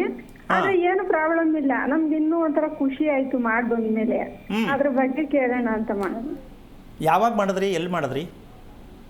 ಶ್ರೀರಂಗಪಟ್ಟಣದಲ್ಲಿ ಮಾಡಿದ್ವಿ ಗುರುಜಿ. ಯಾರು ಹೇಳಿದ್ದು? 1 ವರ್ಷ ಆಯ್ತು ಗುರುಜಿ. ಅಲ್ಲ, ಯಾರು ಹೇಳಿದ್ದು ಮಾಡಿ ಅಂತ? ನಾವು ಮುಂಚೆಯಿಂದ ಮಾಡ್ತಾ ಇದ್ವಿ ಮನೇಲೇನೆ. ಈಗ ಹೊಸದಾಗಿ ಶ್ರೀರಂಗಪಟ್ಟಣಕ್ಕೆ ಹೋದ್ರಾ? ಅಜ್ಜಿದು ಮಾಡ್ತಾ ಇದ್ವಿ, ಮನೇಲೆ ಮಾಡ್ಬಿಟ್ಟು ಅಲ್ಲೇ ಕೆರೆಗೆ ಬಿಡ್ತಾ ಇದ್ವಿ. ಒಂದು ನಿಮಿಷ ಒಂಚೂರು ಕೇಳಿಸ್ಕೊಳ್ಳಿ. ಮುಂಚೆಯಿಂದ ಮಾಡ್ತೀರಿ ಸರಿ, ಶ್ರೀರಂಗಪಟ್ಟಣಕ್ಕೆ ಹೋಗಿ ಅಂತ ಹೇಳಿದ್ದು ಯಾರು? ಅಲ್ಲಿ ನಮ್ಮ ಪಕ್ಕದ ಮನೆಯವ್ರು ಅವ್ರು ಹೋಗ್ತಾ ಇದ್ರು. ಹೋಗಿ ಬಂದಾದ್ಮೇಲೆ ನಮ್ಮ ಬಾವರು ಅವರೆಲ್ಲ ಹೋಗೋಣ ಅಂತ ಡಿಸೈಡ್ ಮಾಡಿ. ಎಂಥ ಅದ್ಭುತವಾದ ಜೀವನ. ಎದುರುಗಡೆ ಚಪ್ರ ಹಾಕೊಂಡ್ರೆ ನಮ್ಮನೇಲಿ ಚಪ್ರ ಹಾಕೋಣ ಅಂತ. ಇಲ್ಲಿ ಒಂದು ತಿಳ್ಕೊಳಮ್ಮ ತಾಯಿ. ಹಲೋ, ಹೇಳಿ ಗುರುಜಿ. ಈ ಸಾಮಾನ್ಯವಾಗಿ ಸುಮಾರು ಜನ ಶಾಸ್ತ್ರಗಳಲ್ಲಿ ಸಂಸ್ಕಾರಗಳನ್ನು ಮಾಡಿಲ್ಲ ಅಂತ ಹೇಳಿ ಸಂಸ್ಕಾರ ಮಾಡಿ ಅಂತ ಹೇಳ್ತಾರಲ್ಲ, ಇದು ಎಂಥ ಕೆಟ್ಟ ವಿಚಾರ ಆಗುತ್ತೆ ಅಂದರೆ, ಡೈರೆಕ್ಟಾಗಿ ನೀವು ಶ್ರಾದ್ದ ಮಾಡೋಕ್ಕೆ ಹೋದ ತಕ್ಷಣ ನಿಮ್ಮ ಕುಟುಂಬದವರೆಲ್ಲ ಬಂದು ಅಲ್ಲಿ ಶ್ರೀರಂಗಪಟ್ಟಣದಲ್ಲಿ ಕ್ಯೂನಲ್ಲಿ ನಿಂತಿರಲ್ಲ, ಊಟ ಹಾಕ್ತಾರೆ ಅಂತ ಇರ್ತಾರೆ ನಮ್ಮ? ಸಾಧ್ಯ ಇಲ್ಲ ಅಲ್ಲ? ಮತ್ತು ಏನಕ್ಕೆ ಹೋದ್ರಿ ಮಾಡೋಕ್ಕಲ್ಲಿ?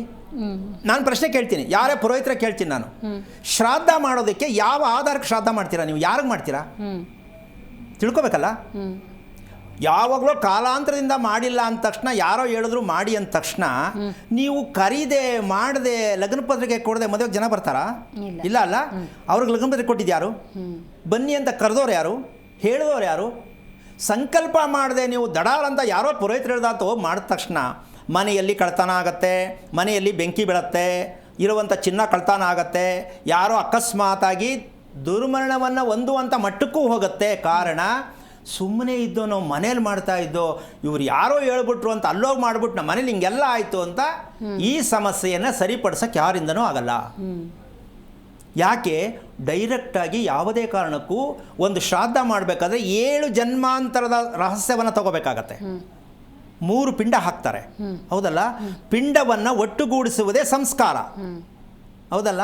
3 ತಲೆಮಾರು ಒಟ್ಟುಗೂಡಿಸ್ಬೇಕು. ನೀವು ಡೈರೆಕ್ಟಾಗಿ ಹೋಗ್ಬಿಟ್ಟು ಅವನ್ನ ಏಕ್ದಮ್ ಶ್ರಾದ್ದ ಮಾಡ್ತೀನಿ ಅಂದರೆ ಹೆಂಗೆ ಬದುಕ್ತೀರಾ? ನೀವು ಹೆಂಗೆ ಚೆನ್ನಾಗಿರ್ತೀರಾ? ಅಲ್ಲಿಂದ ಜಗಳ ಮಾಡ್ಕೊಂಡು ಬರೋ ಎಷ್ಟು ಜನ ಕೇಳ್ತೀಯಮ್ಮ?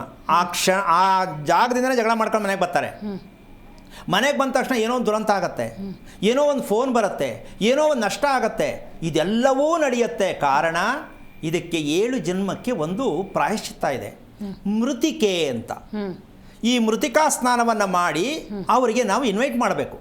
ನಾವು ನಿಮಗೆ ಎಷ್ಟು ವರ್ಷಗಳಿಂದ ಮಾಡಿಲ್ಲವೋ ಅದನ್ನು ನಾವೀಗ ಮಾಡೋಕ್ಕೆ ರೆಡಿ ಇದ್ದೀವಿ, ದಯವಿಟ್ಟು ನೀವು ಬರಬೇಕು ಅಂತ ಹೇಳಿ ಮೃತಿಕಾ ಸ್ನಾನವನ್ನು ನದಿಯಲ್ಲಿ ನಿಂತು ಸ್ನಾನ ಆಗಬೇಕು. ಅದಕ್ಕೆ ಪ್ರಾಯಶ್ಚಿತ್ತ ತಾಯಿಯ ಗರ್ಭದಲ್ಲಿ ಹುಟ್ಟಿದ ಸೂತಕವನ್ನು ತೊಳೆದು, ತಾಯಿಯ ಗರ್ಭದಲ್ಲಿ ಹುಟ್ಟಿದ ಸೂತಕವನ್ನು ತೊಳಿಬೇಕು ಅಂತ ಎಷ್ಟು ಜನಕ್ಕೆ ಗೊತ್ತು? ಎಷ್ಟು ಜನಕ್ಕೆ ಗೊತ್ತು? ಮಗು ಹುಟ್ಟುತ್ತೆ, ಹೆಸರು ಇಡ್ತೀವಿ, ಸ್ಕೂಲ್ಗೆ ಹಾಕ್ತೀವಿ. ಮಗು ಶುದ್ಧಿ ಮಾಡಿದ್ರಾ? ಇಲ್ಲ. ನೀವು ಶುದ್ಧಿ ಆಗಿದ್ದೀರಾ? ಇಲ್ಲ. ಮತ್ತೆ ಹೆಂಗೆ ಬದುಕ್ತೀರಾ ನೀವು? ಶುದ್ಧಿ ಅಂದ್ರೆ ಏನು? ಪ್ರಶ್ನೆಗೆ ಉತ್ತರ ಇಲ್ಲ. ಕೇಳೋಣ ಯಾರಿಗೆ ಅಲ್ಲಿ ಮಾಡಿಸೋಕೆ ಕೇಳ್ತೀನಿ ನಾನು. ಶುದ್ಧಿ, ದೇಹ ಶುದ್ಧಿ ಹೇಗೆ? ಪ್ರೋಕ್ಷಣೆ ಮಾಡಿದ ತಕ್ಷಣ ಶುದ್ಧಿ ಆಗತ್ತಾ? ಆದರೆ ಅಲ್ಲಿ ಮಾಡಬೇಕಾದದ್ದು ಒಂದು ಕ್ರಮ ಇದೆ. ಮೃತಿಕಾ ಮಾಡಬೇಕಾದ್ರೆ ಯಾವತ್ತು ಮಾಡಬೇಕು, ಯಾವ ಜಾಗದಲ್ಲಿ ಮಾಡಬೇಕು, ಯಾವ ಸಮಯದಲ್ಲಿ ಮಾಡಬೇಕು. ಅದನ್ನು ಮಾಡಿದ ನಂತರ ನೀವು ಸ್ವೀಕಾರ ಮಾಡಬೇಕು. ಯಾರ ಹತ್ರ? ಪುರೋಹಿತರು ಮಾಡಿಸೋರ ಹತ್ರ ಕೇಳಬೇಕು. ನಾವು ಮುಂದಕ್ಕೆ ಈಗ ಕರೆದಿದ್ದೀವಿ, ಮುಂದಕ್ಕೆ ಅವ್ರಿಗೆ ಊಟ ಹಾಕ್ತೀವಿ ಅನ್ನೋದೇ ಶ್ರಾದ್ದ. ಇದೇನು ಹೇಳೋರು ಹೇಳಲ್ಲ, ಮಾಡೋರು ಕೇಳಿಸ್ಕೊಳ್ಳಲ್ಲ. ಆಮೇಲೆ ಮಾಡ್ದೋ ಸ್ವಾಮಿ ಹಿಂಗಾಯ್ತು ಅಂತ ಕೇಳ್ತಾರೆ. ಅಮ್ಮ ಅರ್ಥ ಆಯ್ತಾ ನಿಂಗೆ? ಗುರುಜಿ ಅರ್ಥ ಆಯ್ತು. ಈ ತಪ್ಪಿಗೆ ಹೋದ್ರೆ ಚೈನ್ ಹೋಗ್ಲಿ ಪರವಾಗಿಲ್ಲ, ಕಳ್ತಾನಾದರೂ ಯೋಚನೆ ಮಾಡೋಕೆ ಹೋಗಬೇಡ, ಭಗವಂತ ಮುಂದೆ ಕೊಡ್ತಾನೆ. ಇದು 2-3 ವರ್ಷ ನಡೆಯುತ್ತೆ ನಿಮ್ಮ ಮನೆಯಲ್ಲಿ, ಗಾಬರಿ ಆಗಬೇಡಿ. ಗಂಡ ಹೆಂಡತಿ ಕೂತ್ಕೊಂಡು ಡಿಸೈಡ್ ಮಾಡಿ, ಏನೇ ಆಗಲಿ 3 ವರ್ಷ ಸತತವಾಗಿ ಮಾಡಬೇಕು. ನಂಬರ್ 1 ಹೇಗೆ ಮಾಡಬೇಕು, ಪ್ರಾರಂಭ ಹೇಗೆ ಮಾಡಬೇಕು ಇದನ್ನು ತಿಳ್ಕೊಂಡು ಮಾಡಬೇಕು. ಯಾವತ್ತೋ ನಿಮ್ಗೆ ಇಷ್ಟ ಬಂದಾಗ ಫ್ರೀ ಆದಾಗ ಎದುರುಗಡೆ ಮನೆಯವರು ಹೋದಂತ ನೀವು ಮಾಡಿದ್ರೆ ತುಂಬ ಕಷ್ಟಕ್ಕೆ ತಗಲಾಕೋತೀರಾ. ನೀವು ಮಾಡಿದ್ದೇನೋ ಉಪಯೋಗ ಬರಲ್ಲ. ನಿಮ್ಮದೇ ಕುಟುಂಬದಲ್ಲಿರ್ತಕ್ಕಂಥ ರಹಸ್ಯಗಳನ್ನ ತಿಳಿಬೇಕು. ಯಾರು ಯಾವ್ಯಾವ ರೀತಿ ಸತ್ತಿದ್ದಾರೆ, ವಿಷ ಕುಡಿದವನು ಒಂದೇ ತಿಥಿ, ಆಕ್ಸಿಡೆಂಟ್ ಆದವನು ಒಂದೇ ತಿಥಿ, ಸಾವು ಪೂರ್ಣವಾದ ಸತ್ತವನಿಗೂ ಒಂದೇ ತಿಥಿ. ಇದೆಲ್ಲ ತಿಥಿಯಲ್ಲಿ ಇಲ್ಲಮ್ಮ. ಶ್ರಾದ್ದ ಕ್ರಿಯೆಗಳು ಹಲವಾರು ವಿಧಗಳಿದೆ. ಆ ಸಾವಿಗೆ ಅನುಸಾರವಾಗಿ ಮಾಡಬೇಕು. ನಮಗೆ ಮನಸ್ಸಿಗೆ ಬಂದಂಗೆಲ್ಲ ಸಂಸ್ಕಾರಗಳು ಮಾಡಿಬಿಟ್ರೆ ಒಳ್ಳೆಯದಾಗಲ್ಲ. ಫುಲ್ ರಿವರ್ಸ್ ಆಗುತ್ತೆ, ಅನುಭವಿಸ್ಬೇಕಾಗತ್ತೆ, ಭಯ ಬೀಳಬೇಕಾಗತ್ತೆ. ಇದೆಲ್ಲ ಬಿಟ್ಟು ಕ್ರಮ ತಿಳ್ಕೊಳ್ಳಿ. ನಾವು ಮಾಡಬೇಕು, ಇಷ್ಟು ವರ್ಷ ಮಾಡಿಲ್ಲ, ಈಗ ಮಾಡಬೇಕಾದ್ರೆ ಯಾವ ಕ್ರಮದಲ್ಲಿ ಮಾಡಬೇಕು ಹೇಳೋರಿಗೆ ಗೊತ್ತಿಲ್ಲ, ನೀವೇನು ಮಾಡೋಕ್ಕಾಗತ್ತೆ? ಕರೆಕ್ಟ್ ಮಾಹಿತಿ ಕೊಡೋರ ಹತ್ರ ದಯವಿಟ್ಟು ಹೋಗಿ. ಯಾರ ಹತ್ರನೋ ಶಾಸ್ತ್ರ ಹೇಳೋರ ಹತ್ರ ಹೋಗಿ, ಪೂಜೆ ಮಾಡೋರ ಹತ್ರ ಹೋಗ್ಬಿಟ್ಟು ಮಾಡಿಸ್ಬಿಟ್ರೆ ಈ ಸಮಸ್ಯೆ ಆಗತ್ತೆ. ಮಾಡಿದ ತಪ್ಪಲ್ಲ, ತಿಳಿದೇ ಇರೋದು ತಪ್ಪಾಗತ್ತೆ. ತಿಳ್ಕೊಂಡು ಮಾಡೋ ತಾಯಿ ಒಳ್ಳೆಯದಾಗಲಿ. ಖಂಡಿತ. ರೇಣುಕಾ ಅಂತ ಕರೆ ಮಾಡಿದ್ದಾರೆ. ನಮಸ್ಕಾರ ರೇಣುಕಾ ಅವರೇ. ರೇಣುಕಾ ಅವ್ರಿಗೆ ನಾನು ಮಾತಾಡೋದು ಕೇಳಿಸ್ತಾ ಇದೆಯಾ? ನಮಸ್ಕಾರ ಮೇಡಮ್. ಗುರುಗಳಿದ್ದಾರೆ, ಮಾತಾಡಿ. ಹಲೋ. ನಮಸ್ಕಾರ ಗುರುಗಳೇ. ಹೇಳಿಮ್ಮ. ನಾನು ರೇಣುಕಾ ಅಂತ, ಮಗನ ಬಗ್ಗೆ ಕೇಳಬೇಕಿತ್ತು, ಆರೋಗ್ಯದ ಬಗ್ಗೆ. ಎಷ್ಟು ವಯಸ್ಸು, ನಕ್ಷತ್ರ ಏನು? ಗುರುಗಳೇ ಒಂದು ಮೀನ ರಾಶಿ, ರೇವತಿ ನಕ್ಷತ್ರ. ರೇವತಿ ನಕ್ಷತ್ರನಾ? ಗುರುಗಳೇ ನೀವು ಹೇಳಿದ್ರಲ್ಲ ನೆನ್ನೆ ಪ್ರೋಗ್ರಾಮ್ ನೋಡಿದೆ. ಅರ್ಥ ಆಯ್ತಾ? ಗುರುಗಳೇ ಅದರಲ್ಲಿ ನಮ್ಮ ಗುರುಗಳೇ ಗುರುತು ಸಿಕ್ತಾ? ಅವ್ನು ಹಾಗೆ ಗುರುಗಳೇ ಏನೇನು ಸಿಕ್ತು ಗುರುತು? ಗುರುಗಳೇ ನೀವು ಹೇಳಿದ್ರಲ್ಲ ಅವನು ಉಲ್ಟಾ ಮಲ್ಕೊಂತಾನೆ, ಮತ್ತೆ ರೈಟ್ ಸೈಡ್ ಮಲ್ತಾನೆ, ಲೆಫ್ಟ್ಗೆ ಎಷ್ಟು ಹೇಳಿದ್ರು ಲೆಫ್ಟ್ ಮಲಗಲ್ಲ, ಮತ್ತೆ ಚರ್ಮದ ಪ್ರಾಬ್ಲಮ್ ಇದೆ ಅವನಿಗೆ. ಆಮೇಲೆ ಕಾಲು? ಮತ್ತೆ ನೀವ್ ಹೇಳಿದ್ರಲ್ಲ, ಆಮೇಲೆ ಕಾಲಲ್ಲಿ ಅದೇ ಗುಳ್ಳೆ ತರ ಆಗಿ ಅದು ಜಾಸ್ತಿ ಆಗಿದೆ ಗುರುಗಳೇ. ಮತ್ತೆ ಏನಾರ ಹೇಳಿದ್ರೆ ನಮ್ನ ದುರ್ಗುಟ್ಕೊಂಡು ನೋಡ್ತಾನೆ ಗುರುಗಳೇ. ಅದಕ್ಕೆ ರೇವತಿ ನಕ್ಷತ್ರ ಬರೋದು. ನೀವು ಬುದ್ಧಿ ಕಲ್ಸಕ್ ಬಂದಿದ್ದೀನಿ ಅಂತ ಬಂದಿರೋದು. ಗುರುಗಳೇ ನೋಡೋದಲ್ಲ, ಆ ನೋಡೋದು ಮಕ್ಳು ಯಾಕೆ ನೋಡ್ತಾರೆ ಅಂತ ಅಪ್ಪ ಅಮ್ಮಗೆ ಇನ್ನೂ ಅರ್ಥ ಆಗಿಲ್ಲ. ಹೌದು ಗುರುಗಳೇ. ಎಷ್ಟು ವಯಸ್ಸು ಮಗನಿಗೆ? ನಿಮ್ಮಿಂದ ಗುರುಗಳೇ ಅವ್ನಿಗೆ 17 ವರ್ಷ ನಡೀತಾ ಇದೆ ಗುರುಗಳೇ. ಓಕೆ. ಅವನಿಗೆ ಪಾಯಸ, ಮೊಸರನ್ನ ಎರಡರಲ್ಲಿ ಯಾವ್ದು ಇಷ್ಟ ಅಮ್ಮ? ಗುರುಗಳೇ ಅವನು ಪಾಯಸ ತುಂಬಾ ಇಷ್ಟಪಡ್ತಾನೆ. ಮೊಸರನ್ನ ಅಂದ್ರೆ ಸ್ವಲ್ಪ ಅತಿಯಾಗಿ ಇಷ್ಟಪಡಲ್ಲ ಅವನು. ಓಕೆ. ಪಾಯಸ ತುಂಬಾ ಇಷ್ಟ? ಇಷ್ಟಪಡ್ತಾನೆ. ಓಕೆ. ಊಟ ಮಾಡೋದ್ರಲ್ಲಿ ತುಂಬಾ ಇಷ್ಟಪಟ್ಟು ತಿಂತಾನೆ. ಅಲ್ಲಲ್ಲ, ಅದರಲ್ಲಿ ತೃಪ್ತಿದಾಯಕವಾದ ದೇಹ ಅದು. ರೇವತಿ ನಕ್ಷತ್ರದ್ದು ಊಟ ಅನ್ನೋದೇ ಒಂದು ದೊಡ್ಡ ಸಾಹಸ. ಚೆನ್ನಾಗಿ ಸ್ವೀಕಾರ ಮಾಡೋದು ಯಾರು ಅಂದರೆ ರೇವತಿ ನಕ್ಷತ್ರದವರೇ. ತುಂಬ ತೃಪ್ತಿಯಾಗಿ ಖುಷಿಯಾಗಿ ಊಟ ಮಾಡ್ತಾರೆ, ಭಕ್ತಿಯಾಗಿ ಊಟ ಮಾಡ್ತಾರೆ. ಅದಕ್ಕೆ ಜ್ಞಾನವಂತ ಅಂತ ಹೇಳ್ತೀವಿ. ಆ ನಕ್ಷತ್ರ ಹುಟ್ಟಿದ್ರೆ ಜ್ಞಾನವಂತ ಮಕ್ಕಳಾಗ್ತಾರೆ, ಹೆಣ್ಣಾಗ್ಲಿ ಗಂಡಾಗ್ಲಿ. ಆದರೆ ಆರೋಗ್ಯದಲ್ಲಿ 80 ಭಾಗ ಸತ್ತಿರುತ್ತೆ ಅಂತ ನಮಗಿನ್ನೂ ಗೊತ್ತಿಲ್ಲ. ಇದನ್ನ ನಿಮ್ಮ ಮಗ ನಂಬ್ತಾನ ಇದೆಲ್ಲ ಹೇಳಿದ್ರೆ? ಗುರುಗಳೇ ಅವನು ನಾನು ಕೂತ್ಕೊಂಡು ವಿನಯವಾಗಿ ಹೇಳಿದ್ರೆ ಕೇಳ್ತಾನೆ ಗುರುಗಳೇ. ನಾವೇನೋ ಸ್ವಲ್ಪ ಜೋರ್ ಮಾಡಿದ್ರೆ ಅವ್ನು ಕೇಳಲ್ಲ ಗುರುಗಳೇ. ಓಕೆ. ನಿಮ್ಮ ಯಜಮಾನರು ಕೇಳ್ತಾರಾ ಇದೆಲ್ಲ ವಿಷಯ? ಗುರುಗಳೇ ಅವರು ಈ ಕಡೆಗೂ ಇಲ್ಲ ಆ ಕಡೆಗೂ ಇಲ್ಲ, ಮಧ್ಯದಲ್ಲಿ ಅವರು. ಈಗ ಯಾಕೆ ಮದುವೆ ಮಾಡ್ಕೋಬೇಕು? ಅಲ್ಲಮ್ಮ ಒಂದ್ ನಿಮಿಷ, ಮದುವೆ ಮಾಡ್ಕೊಂಡಾಗ ಇವೆಲ್ಲ ರಿಪೇರಿ ಮಾಡ್ಬೇಕಮ್ಮ, ಗೊತ್ತಿಲ್ಲ ಅಂತ ನಾವೇನಾರ ಹೇಳಿದ್ರೆ ನಿನ್ ಮಾತು ನಾನು ಯಾಕೆ ಕೇಳಬೇಕು ಅನ್ನೋ ಸ್ಥಿತಿಯಿಂದ ಈಗ ಅವರು 3 ವರ್ಷ ಆಯ್ತು ಗುರುಗಳೇ. ಅವ್ರಿಗೆ ಮರತ್ಕೊಂಬೆ ತಲೆ ಮೇಲೆ ಬಿದ್ದು ಅವ್ರು ಬದುಕಿದೆ ಹೆಚ್ಚು. ಓಕೆ. ಒಂದು ಎಷ್ಟು ಜನ ಮಕ್ಕಳು ನಿಮಗೆ? 2 ಗುರುಗಳೇ. ಒಂದು ತಿಳ್ಕೊಮ್ಮ, ನೀನು ಕೇಳ್ತೀಯೋ ನಂಬಿದೆಯೋ ಏನೋ ಗೊತ್ತಿಲ್ಲ. ಯಾವಾಗಲೂ ನಿನ್ನ ಮೂಲಕ ಒಂದು ಮಾತು ಹೇಳ್ತೀನಿ. ಯಾವಾಗಲೇ ಆಗಲಿ, ಯಾರೇ ಆಗಲಿ, ಒಂದು ಕಾರ್ಯಕ್ರಮದಲ್ಲಿ ಇವತ್ತು ಗುರುವಾರ ಆಗಿರೋದನ್ನ ಈ ಮಾತನ್ನು ಹೇಳೋಕ್ಕೆ ಇಷ್ಟಪಡ್ತೀನಿ. ಕೊನೆ ಪಕ್ಷ ನಮಸ್ತೆ ಅಂತಕ್ಕಂಥದ್ದು ಬೇಡ. ಭಗವಂತನ ಹೆಸರು ಹೇಳಿ ಪರಿಚಯ ಮಾಡ್ಕೊಳ್ಳೋದನ್ನ ಅಭ್ಯಾಸ ಮಾಡ್ಕೊಳ್ಳಿ. ಇಲ್ಲ ರಾಮ ಅಂತೇಳಿ, ನಾರಾಯಣ ಅಂತೇಳಿ, ಶಿವ ಅಂತೇಳಿ, ನಮಸ್ಕಾರ ನಮಸ್ತೆ ಇದೆಲ್ಲ ಬೇಡ. ಗೊತ್ತಾಯ್ತಾ? ಒಂದು ನಿಮ್ ಸಿಕ್ಕಿದ ಕರೆಗೆ ನನಗೆ ಸಡನ್ ಆಗಿ ನಾನು ಸಾಯಿರಾಮ್ ರಾಮ್ ಅಂತಾನೆ ಹೇಳೋದು ಗುರು. ಅಲ್ಲಮ್ಮ, ದಯವಿಟ್ಟು ಅದನ್ನ ಅಭ್ಯಾಸ ಮಾಡ್ಕೊಳ್ಳಿ. 4 ಜನಕ್ಕೆ ಹೇಳುವಾಗ, ಮಾತಾಡುವಾಗಲೂ ಇದನ್ನು ಹೇಳಿ. ಅವರು ನಿಮ್ಮ ನೋಡಿ ನಕ್ಕಿದ್ರೂ ಪರವಾಗಿಲ್ಲ. ಇದನ್ನ ಜೀವನದಲ್ಲಿ ನಮ್ಮ ದೇಹಕ್ಕೆ ಒಂದು ರಕ್ಷಣೆ ಬೇಕಂದ್ರೆ ಭಗವಂತನ ಕವಚ ಬೇಕು. ನಾವೆಲ್ಲ ಹಾಯ್ ಬಾಯಲ್ಲೇ ಜೀವನ ಕಳೀತಾ ಇದ್ದೀವಿ. ಇದು ನಮ್ಮ ದುರಹಂಕಾರದ ಪರಮಾವಧಿ. ಹೆಣ್ಣು ಅಂದರೆ 2 ಕೈಯನ್ನು ಎತ್ತಿ ನಮಸ್ಕಾರ ಮಾಡ್ತಕ್ಕಂತಹ ವಿಧಾನ ಆ ದಿನದ ಪ್ರಾರಂಭದಿಂದ ಶುರು ಆಗಬೇಕು. ನಮಸ್ಕಾರ ಮಾಡೋದು ಅಪ್ರಾಣೇ ಹೇಳಿಕೊಟ್ಟಿಲ್ಲ ಅಪ್ಪ ಅಮ್ಮ. ಮೊದಲನೇದಾಗ ಅವ್ರಿಗೂ ಗೊತ್ತಿಲ್ಲ, ಎರಡನೇದಾಗ ಶಿಕ್ಷಣದ ವ್ಯವಸ್ಥೆಯಲ್ಲೂ ಇಲ್ಲ ಅದು. ಆಯ್ ಬಾಯ್ ಸಿ ಯು ಟಾಟಾ. ಯಾಕೆ ಮಾತು ಹೇಳ್ತೀನಿ ಅಂದರೆ ಎಲ್ರಿಗೂ ಅರ್ಥ ಮಾಡ್ಕೊಳ್ಳಿ, ಯಾರನ್ನೇ ಆಗಲಿ ನಾವು ಹಣ ಕೊಟ್ಟು ಕೇಳೋದಲ್ಲ. ಒಂದು ವಿಚಾರ ಪ್ರಾರಂಭ ಮಾಡಬೇಕಾದ್ರೆ ಭಗವಂತನ ಹೆಸರು ಹೇಳಿ ಪ್ರಾರಂಭ ಮಾಡಿ, ಪರಿಚಯ ಮಾಡ್ಕೊಳ್ಳಿ. ಜೀವನದಲ್ಲಿ ಆ ದಿನ ನಿಮಗೆ ತುಂಬ ಶುಭ ಆಗುತ್ತೆ ಅಂತ ಈ ಮೂಲಕ ಹೇಳೋಕ್ಕೆ ಇಷ್ಟಪಡ್ತೀನಿ. ತಾಯಿ, ನೀನೊಂದು ಕೆಲಸ ಮಾಡು, ನಿಮ್ಮ ಮಗ ನಿಮ್ಮ ಯಜಮಾನರನ್ನ ಕೂರಿಸಿ ಏನಾದರೂ ಮಾಡಿ ಇದನ್ನು ಸರಿ ಮಾಡ್ಕೊಳ್ಳೋಣ ಅಂತ ತೀರ್ಮಾನ ಮಾಡಿಕೊಂಡು, ಮತ್ತು ಶಿವನ ದೇವಸ್ಥಾನಕ್ಕೆ ರೆಗ್ಯುಲರಾಗಿ 5 ದಿನ ನೀನು ಹೋಗಿ ಪ್ರಾರ್ಥನೆ ಮಾಡಿಕೊಂಡ್ರೆ ಒಂಚೂರು ಅವಕಾಶ ಆಗ್ಬೋದು. ಪ್ರಯತ್ನ ಮಾಡು.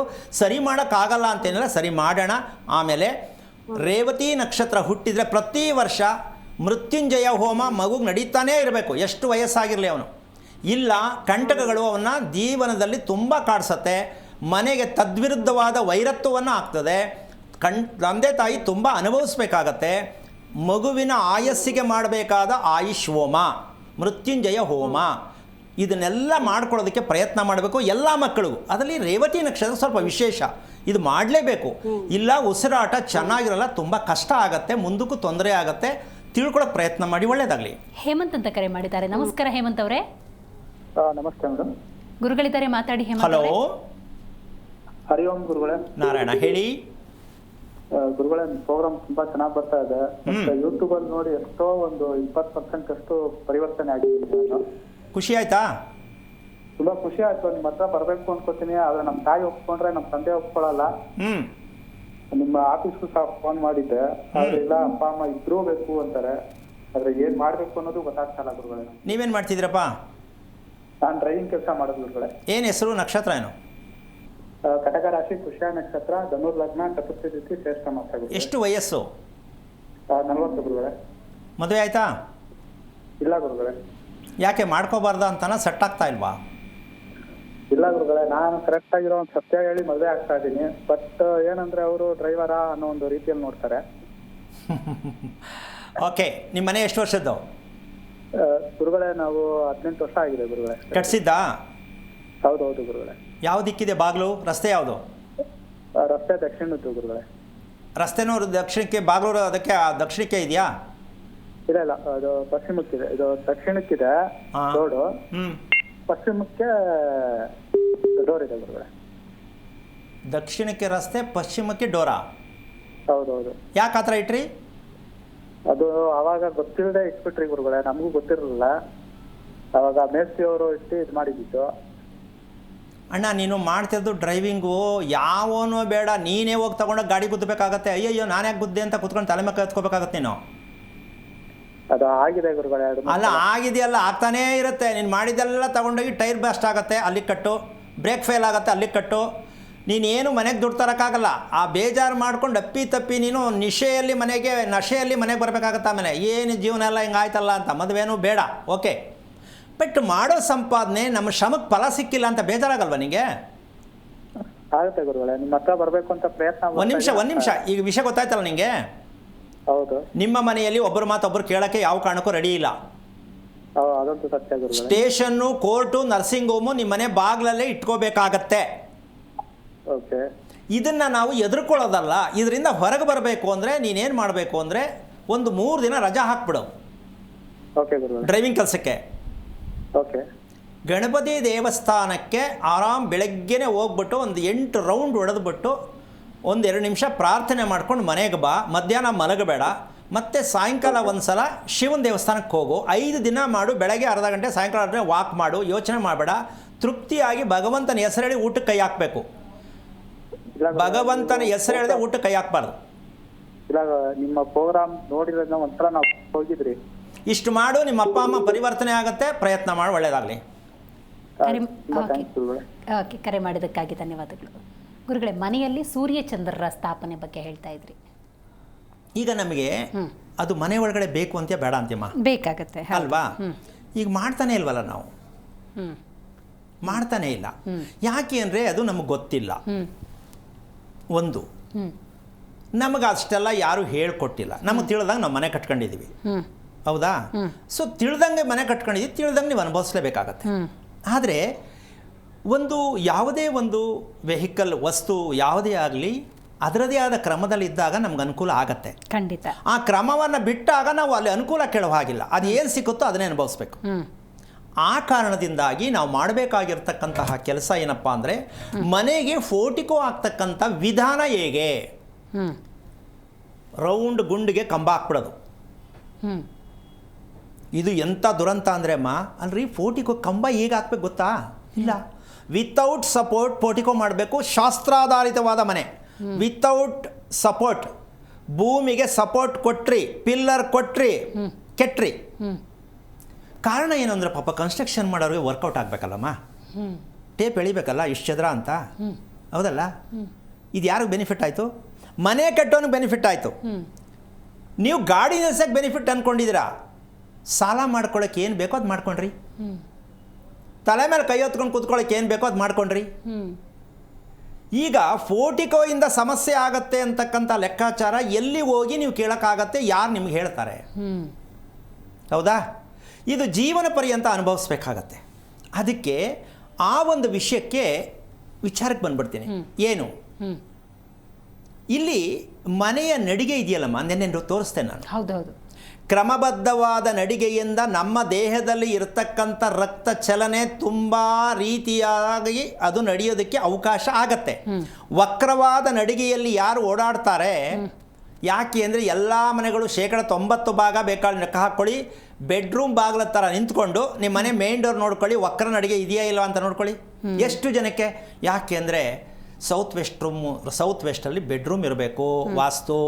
ನಾರ್ತ್ ಈಸ್ಟಲ್ಲಿ ಬಾಗಿಲಿರಬೇಕು, ವಾಸ್ತು. ಮನೆ ಹಾಳಾಗುತ್ತೆ ಅಂತ ಇನ್ನೂ ಗೊತ್ತಿಲ್ಲ. ಈಗ ಅವ್ರು ಹೇಳಿದ ತಪ್ಪಾಗಾದರೆ ಪುಸ್ತಕದಲ್ಲಿ ಬರೋದು ತಪ್ಪ, ಅದು ನಾನು ಹೇಳಕ್ಕೆ ಬರಲ್ಲ. ಪುಸ್ತಕ ಓದಿದ್ದು ನಿಮ್ಗೆ ಸೇರಿದ್ದು. ಆದರೆ ಒಂದು ತಿಳ್ಕೋಬೇಕು, ನೇರವಾದ ನಡಿಗೆ ಮನೆಯಲ್ಲಿ ಇರಬೇಕಾ ಇರಬಾರ್ದು? ಇರಲಿ. ನೇರವಾದ ನಡಿಗೆ ಯಾವ ಕಾರಣಕ್ಕೂ ಇಲ್ಲ. ಯಾವುದೇ ಮನೆಯಲ್ಲಿ ನೇರವಾದ ನಡಿಗೆ ಸಾಧ್ಯನೇ ಇಲ್ಲ, ಆಗಿಲ್ಲ, ಆಗೋದು ಇಲ್ಲ. ಏನು ಮಾಡೋಣ ಈಗ? ಯಾರು ಹೇಳೋರು ಯಾರು ಇದನ್ನು? ಸರಳವಾದ ನೇರವಾಗಿರ್ತಕ್ಕಂಥ ಸರಳ ರೇಖೆಯಲ್ಲಿ ಮನೆಯನ್ನು ನಿರ್ಮಾಣ ಮಾಡುವುದು ಶಾಸ್ತ್ರ.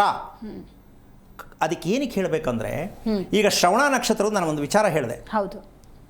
ಎಷ್ಟು ಜನ ಇದನ್ನು ಹೇಳಲಿಕ್ಕೆ ಸಾಧ್ಯ ಆಗುತ್ತೆ? ಸ್ವಲ್ಪ ಯೋಚನೆ ಮಾಡಮ್ಮ. ಮೂಗು ಆಪರೇಷನ್ ಆಗಿದೆ, ಹೌದಲ್ಲ? ಜೀವನ ಪರ್ಯಂತ ಆಪರೇಷನ್ಗಳೇ. ಇದು ಒಂದು ಬದುಕ? ನಮ್ಮ ದೇಹವನ್ನು ನಾವು ಗುರುತಿಸ್ತೇ ಬದುಕೋದು ಬದುಕ? ಗುರುತಿಸ್ಬೇಕಲ್ಲ? ಮತ್ತು ಇದನ್ನೇ ಗುರುತಿಸಿಲ್ಲ ಅಂದರೆ ದೇವ್ರಿಗೆ ಹೋಗಿ ಏನು ಕೇಳ್ತೀರಾ ನೀವು? ಏನು ಕೇಳೋಕ್ಕಾಗತ್ತೆ ನಿಮ್ಮ ಕೈಲಿ? ಭಗವಂತ ಕೊಟ್ಟಿರುವ ದೇಹವನ್ನು ರಚನೆ ಮಾಡಿರತಕ್ಕಂಥ ಭಗವಂತನ ರಚನೆಯನ್ನು ನೀವು ಹಾಳು ಮಾಡಿ, ಶಾಪ ಹಾಕಿ, ಕಣ್ಣಲ್ಲಿ ನೀರು ಹಾಕಿ ಮಲಗ್ತಿರಲ್ಲ, ನಿದ್ದೆ ಬರಲ್ವಲ್ಲ, ಇದು ನಿಮಗೆ ತಟ್ಟಲ್ವ? ಯೋಚನೆ ಮಾಡಿ. ಇದಕ್ಕೆ ಯಾರು ಕಾರಣ? ಯಾವತ್ತಿರಿಂದ ಹೊರಗೆ ಬರೋದು ನೀವು? ಈ ಕಿತ್ತೋಗಿರೋ ಎಜುಕೇಷನಿಂದ ನಮ್ಮ ದೇಶ ಈ ಮಟ್ಟಕ್ಕೆ ಹೋಗ್ತಾ ಇದೆ ಅಂತ ಈ ಮೂಲಕ ಹೇಳ್ತೀನಿ. ವಿದ್ಯೆ ಅನ್ನೋದು ಮನುಷ್ಯನಿಗೆ ದುರಹಂಕಾರಕ್ಕೆ ಪರಮಾವಧಿ ಆಗಿದೆ. ಆದರೆ ವಿದ್ಯೆ ವಿನಯ ವಿದ್ಯೆ ಆಗಬೇಕು. ಇಲ್ಲಿ ಆಗ್ತಾ ಇರೋದು ವಿದ್ಯಾಭ್ಯಾಸ ಆಗಬೇಕು. ಬರೇ ವಿದ್ಯೆ ಮಾತ್ರ ಆಗಿದೆ. ನಮಗೆ ನೆಮ್ಮದಿ ಇಲ್ಲ. ಹಣ ಇದೆ, ಯಾವ ಕಾರಣಕ್ಕೂ ಕೊಂಡ್ಕೋಬಹುದು. ಪುಸ್ತಕ ಕೊಂಡ್ಕೋಬೋದು, ಒಳ್ಳೆ ಸ್ಟಾರ್ ಹೋಟ್ಲಲ್ಲಿ ಊಟ ತಗೋಬೋದು, ಹಸಿವಾಗಬೇಕು, ನಿದ್ದೆ ಬರಬೇಕು, ಹೌದಲ್ಲ? ನಾವು ಬದುಕ್ತಾ ಇರೋದೇನೋ ದುಡ್ಡು ಮಾಡಬೇಕು. ಮಕ್ಕಳಿಗೆ ಹೇಳ್ಕೊಡ್ತಿರೋದು ದುಡ್ಡು ಮಾಡು, ಒಳ್ಳೆ ಕೆಲಸ ಮಾಡು. ಈಗ ನೋಡು, ನೆನ್ನೆ ಮೊನ್ನೆ ಎಲ್ಲ ಏನು 90%, 91%, ಅಯ್ಯೋ ಕುಣಿದಿದ್ದು. ಅರೆ ಕುಣಿರಿ, ಖುಷಿ. ಮಕ್ಕಳು ಓದೋದ್ರೆ ತಪ್ಪಿಲ್ಲ, ಓದಿಸೋದು ತಪ್ಪಿಲ್ಲ. ಆದರೆ ಯಾವುದನ್ನು ಓದಬೇಕಿತ್ತು? ಮಕ್ಕಳಿಗೆ ತಂದೆ ತಾಯಿಯಾದವರು ಯಾವುದನ್ನು ಓದಿಸ್ಬೇಕಿತ್ತು? ಅದನ್ನು ಬಿಟ್ಟು ಲೌಕಿಕವಾಗಿರ್ತಕ್ಕಂತಹ ಬದುಕಕ್ಕೋಸ್ಕರವಾಗಿ ನಾವು ಅದನ್ನು ಮಾಡ್ತೀವಿ ಅಂದರೆ ನಾವು ಬಿಟ್ಕೊಡೋಕ್ಕಾಗತ್ತಾ? ಅದಕ್ಕೋಸ್ಕರವಾಗಿ ನಮ್ಮ ಭಾರತ ದೇಶ ಅಂದರೆ ನಾವು ಜ್ಞಾನವನ್ನು ಪಡೆದಿರತಕ್ಕಂಥ ದೇಶ ಭಾರತ ದೇಶ. ಜ್ಞಾನವನ್ನು ಪಡೆದಿರೋ ದೇಶ. ಅಂಥ ಜ್ಞಾನದಲ್ಲಿ ಇದ್ದು ನಾವು ಅಜ್ಞಾನವಂತರಾಗಿ ಬದುಕಿದ್ರೆ ನಮಗೆ ದೇವರು ಜಾಗ ಕೊಡಲ್ಲ. ನಾವು ಜಾಗ ಅಕ್ವೈರ್ ಮಾಡ್ಕೊಂಡು ಇರೋಕ್ಕಾಗಲ್ಲ. ಯಾಕೆ ಅಂತಂದರೆ ನಾವು ಒಂದು ತಿಳ್ಕೋಬೇಕು, ಮನುಷ್ಯನ ಶಿಸ್ತು ಅಂತಕ್ಕಂಥದ್ದು ಪ್ರತಿಯೊಬ್ಬರು ಹೇಳ್ತಾರೆ. ಡಿಸಿಪ್ಲಿನ್ ತುಂಬ ಮುಖ್ಯ ಅಂತ ಬಾಯಲ್ಲಿ ಹೇಳ್ತಾರೆ. ಆದರೆ ಡಿಸಿಪ್ಲಿನ್ಗೆ ಏನು ಅಂತ ನಮಗೂ ಗೊತ್ತಿಲ್ಲ, ಕೇಳಿಸ್ಕೊಳ್ಳೋರು ಗೊತ್ತಿಲ್ಲ. ಈ ಮಟ್ಟಕ್ಕೆ ನಾವು ನಡೀತಾ ಇರ್ತಕ್ಕಂತಹ ಒಂದು ವಿಚಾರದಲ್ಲಿ ನಾವು ಅತಿ ಮುಖ್ಯವಾಗಿ ಮಾಡಬೇಕಾದ ಕ್ರಮ ಏನಪ್ಪ ಅಂದರೆ, ಮನೆ ಅಂತಕ್ಕಂಥದ್ದನ್ನು, ನಮ್ಮ ವಾಸದ ಮನೆ ಅಂತಕ್ಕಂಥ ವಿಚಾರದಲ್ಲಿ ನಾವು ಎಷ್ಟು ಪ್ರಾಧಾನ್ಯತೆಯನ್ನು ಕೊಡ್ತಕ್ಕಂಥದ್ದು ನಮ್ಮ ಮಕ್ಕಳಲ್ಲಿ ಒಂದು ಎರಡು ವಿಚಾರ ಹೇಳ್ಬಿಡ್ತೀನಿ. ಏನು ಅಂದರೆ ಕಣ್ಣು ಉಜ್ಜೋದು, ಅವಾಗವಾಗ ಮೂಗು ಸವರ್ಕೊಳ್ಳೋದು, ಕೈ ಅಳ್ಳಾಡಿಸೋದು, ಕಾಲಳ್ಳಾಡಿಸೋದು, ಕತ್ತಳ್ಳಾಡಿಸೋದು, ಕಾಲುಗಳನ್ನ ಕುಣಿಸೋದು, ಇದೆಲ್ಲವೂ ವಾತರೋಗದ ಚೇಷ್ಟೆ. ತೊಟ್ಟಲಲ್ಲಿ ಮಲಗಿರುವ ಮಗುವಿಂದ ಹಿಡಿದು ವಯಸ್ಸಾದ ವೃದ್ಧರವರೆಗೂ ಈ ಚೇಷ್ಟೆ ಇದ್ದೇ ಇದೆ ಪ್ರತಿ ಮನೆಯಲ್ಲಿ. ಒಬ್ಬರಿಗೆ ಮೂಗು ಸವರೋದು, ಒಬ್ಬರಿಗೆ ಕಣ್ಣು ಅದರುತ್ತದೆ ಅನ್ನೋದು. ಇದೆಲ್ಲ ವಾತರೋಗದಿಂದ. ಅಂದರೆ ಭೂಮಿಯಿಂದ ಬಂದಿರುವಂಥ ವಾತರೋಗ. ಇದಕ್ಕೆ ರಿಪೇರಿ ಮಾಡೋಕ್ಕಾಗಲ್ಲ ನಿಮ್ಮ ಕೈಲಿ, ನಾವು ಮಾಡಿಸ್ತೀವಿ. ಇದಕ್ಕೆ ಡಾಕ್ಟ್ರು ನಾವು. ಯಾವುದಕ್ಕೆ? ಭೂಮಿಗೆ ಡಾಕ್ಟರ್. ಇದನ್ನು ಉನ್ನತ ಮಟ್ಟದಲ್ಲಿ ಹೇಳ್ಕೊಬಲ್ಲೆ ನಾನು. ಭೂಮಿಯನ್ನು ನಾವು ಗುರುತಿಸುವಂಥದ್ದು ವಿಚಾರ ಇದೆಯಲ್ಲ, ಪ್ರಪಂಚದ ಇತಿಹಾಸದಲ್ಲಿ ಎಲ್ಲಿದ್ದಾರೆ ಅಂತ ನಾನು ಇನ್ನು ಹುಡುಕ್ತಾ ಇದ್ದೀನಿ. ಭೂಮಿಗೆ ಡಾಕ್ಟರ್ ಯಾರು ಗೊತ್ತಿಲ್ಲ. ಯಾಕೆ ಈ ವಿಚಾರವನ್ನು ಇಷ್ಟು ಒಗಟಾಗಿ ಹೇಳ್ತಾ ಇಲ್ಲ ನಾನು, ನೇರವಾಗಿ ಹೇಳ್ತಾ ಇದ್ದೀನಿ ಅಂದರೆ, ನಿಮ್ಮ ಭೂಮಿಯಲ್ಲಿ ಪ್ರಕೃತಿ ಅಂತಕ್ಕಂಥ ಭೂಮಿ, ಹೌದಮ್ಮ? ಪ್ರಕೃತಿಯನ್ನು ವಿಕೃತಿ ಮಾಡ್ಕೊಂಡಿದ್ದೀವಿ. ನಮ್ಗೆ ಆಗಬೇಕಾಗಿರೋದು ಸಂಸ್ಕೃತಿ, ನಾವು ಮಾಡ್ಕೊಂಡಿದ್ದು ವಿಕೃತಿ. ಆ ವಿಕೃತಿ ಏನು ಅಂತ ಅರ್ಥ ತಿಳ್ಕೊಬೇಕು ಅಂದರೆ ಕಾಯಲೇಬೇಕಾಗತ್ತೆ. ಮುಂದಿನ ಕಾರ್ಯಕ್ರಮದಲ್ಲಿ ಸಿಕ್ಕುತ್ತೆ ನಿಮಗೆ ಅದರ ಉತ್ತರ ಅಂತ ಹೇಳ್ತಾ ಕಾರ್ಯಕ್ರಮ ಮುಗಿಸ್ತಾ ಇದ್ದೀನಿ. ಜೈ ಶ್ರೀರಾಮ್. ನೋಡಿದ್ರಲ್ಲ ವೀಕ್ಷಕರೇ, ಇವತ್ತಿನ ಕಾರ್ಯಕ್ರಮದಲ್ಲಿ ಮನೆಯಲ್ಲಿ ಇರುವಂತಹ ಫೋರ್ಟಿಕೋ ಕುರಿತಂತೆ ನೀವೆಲ್ಲರೂ ಕೂಡ ಸಮಗ್ರ ಮಾಹಿತಿಯನ್ನು ತಿಳ್ಕೊಂಡಿದ್ದೀರಿ ಅಂತ ಭಾವಿಸ್ತಾ ಇವತ್ತಿನ ಕಾರ್ಯಕ್ರಮವನ್ನು ಮುಗಿಸೋಣ. ನೋಡ್ತಾ ಇರಿ ಜಿ ಕನ್ನಡ ನ್ಯೂಸ್, ಸತ್ಯವೇ ಸುದ್ದಿಯ ಜೀವಾಳ. ಹೆಚ್ಚಿನ ಮಾಹಿತಿಗಾಗಿ ಸಂಪರ್ಕಿಸಿ ಶ್ರೀಮಾನ್ ಶ್ರೀ ಪುರುಷೋತ್ತಮ್ ದೇಶಿಕ್ ಗುರೂಜಿ, ಶ್ರೀ ಧರ್ಮ ಮಾರ್ಗ ಕಚೇರಿ, ಸಂಖ್ಯೆ 532, ಮಲಥಳಿ ಮುಖ್ಯ ರಸ್ತೆ, ಬೆಂಗಳೂರು 560056. ಸಂಪರ್ಕಿಸಿ 9108258834, 8618915231, 9019493967.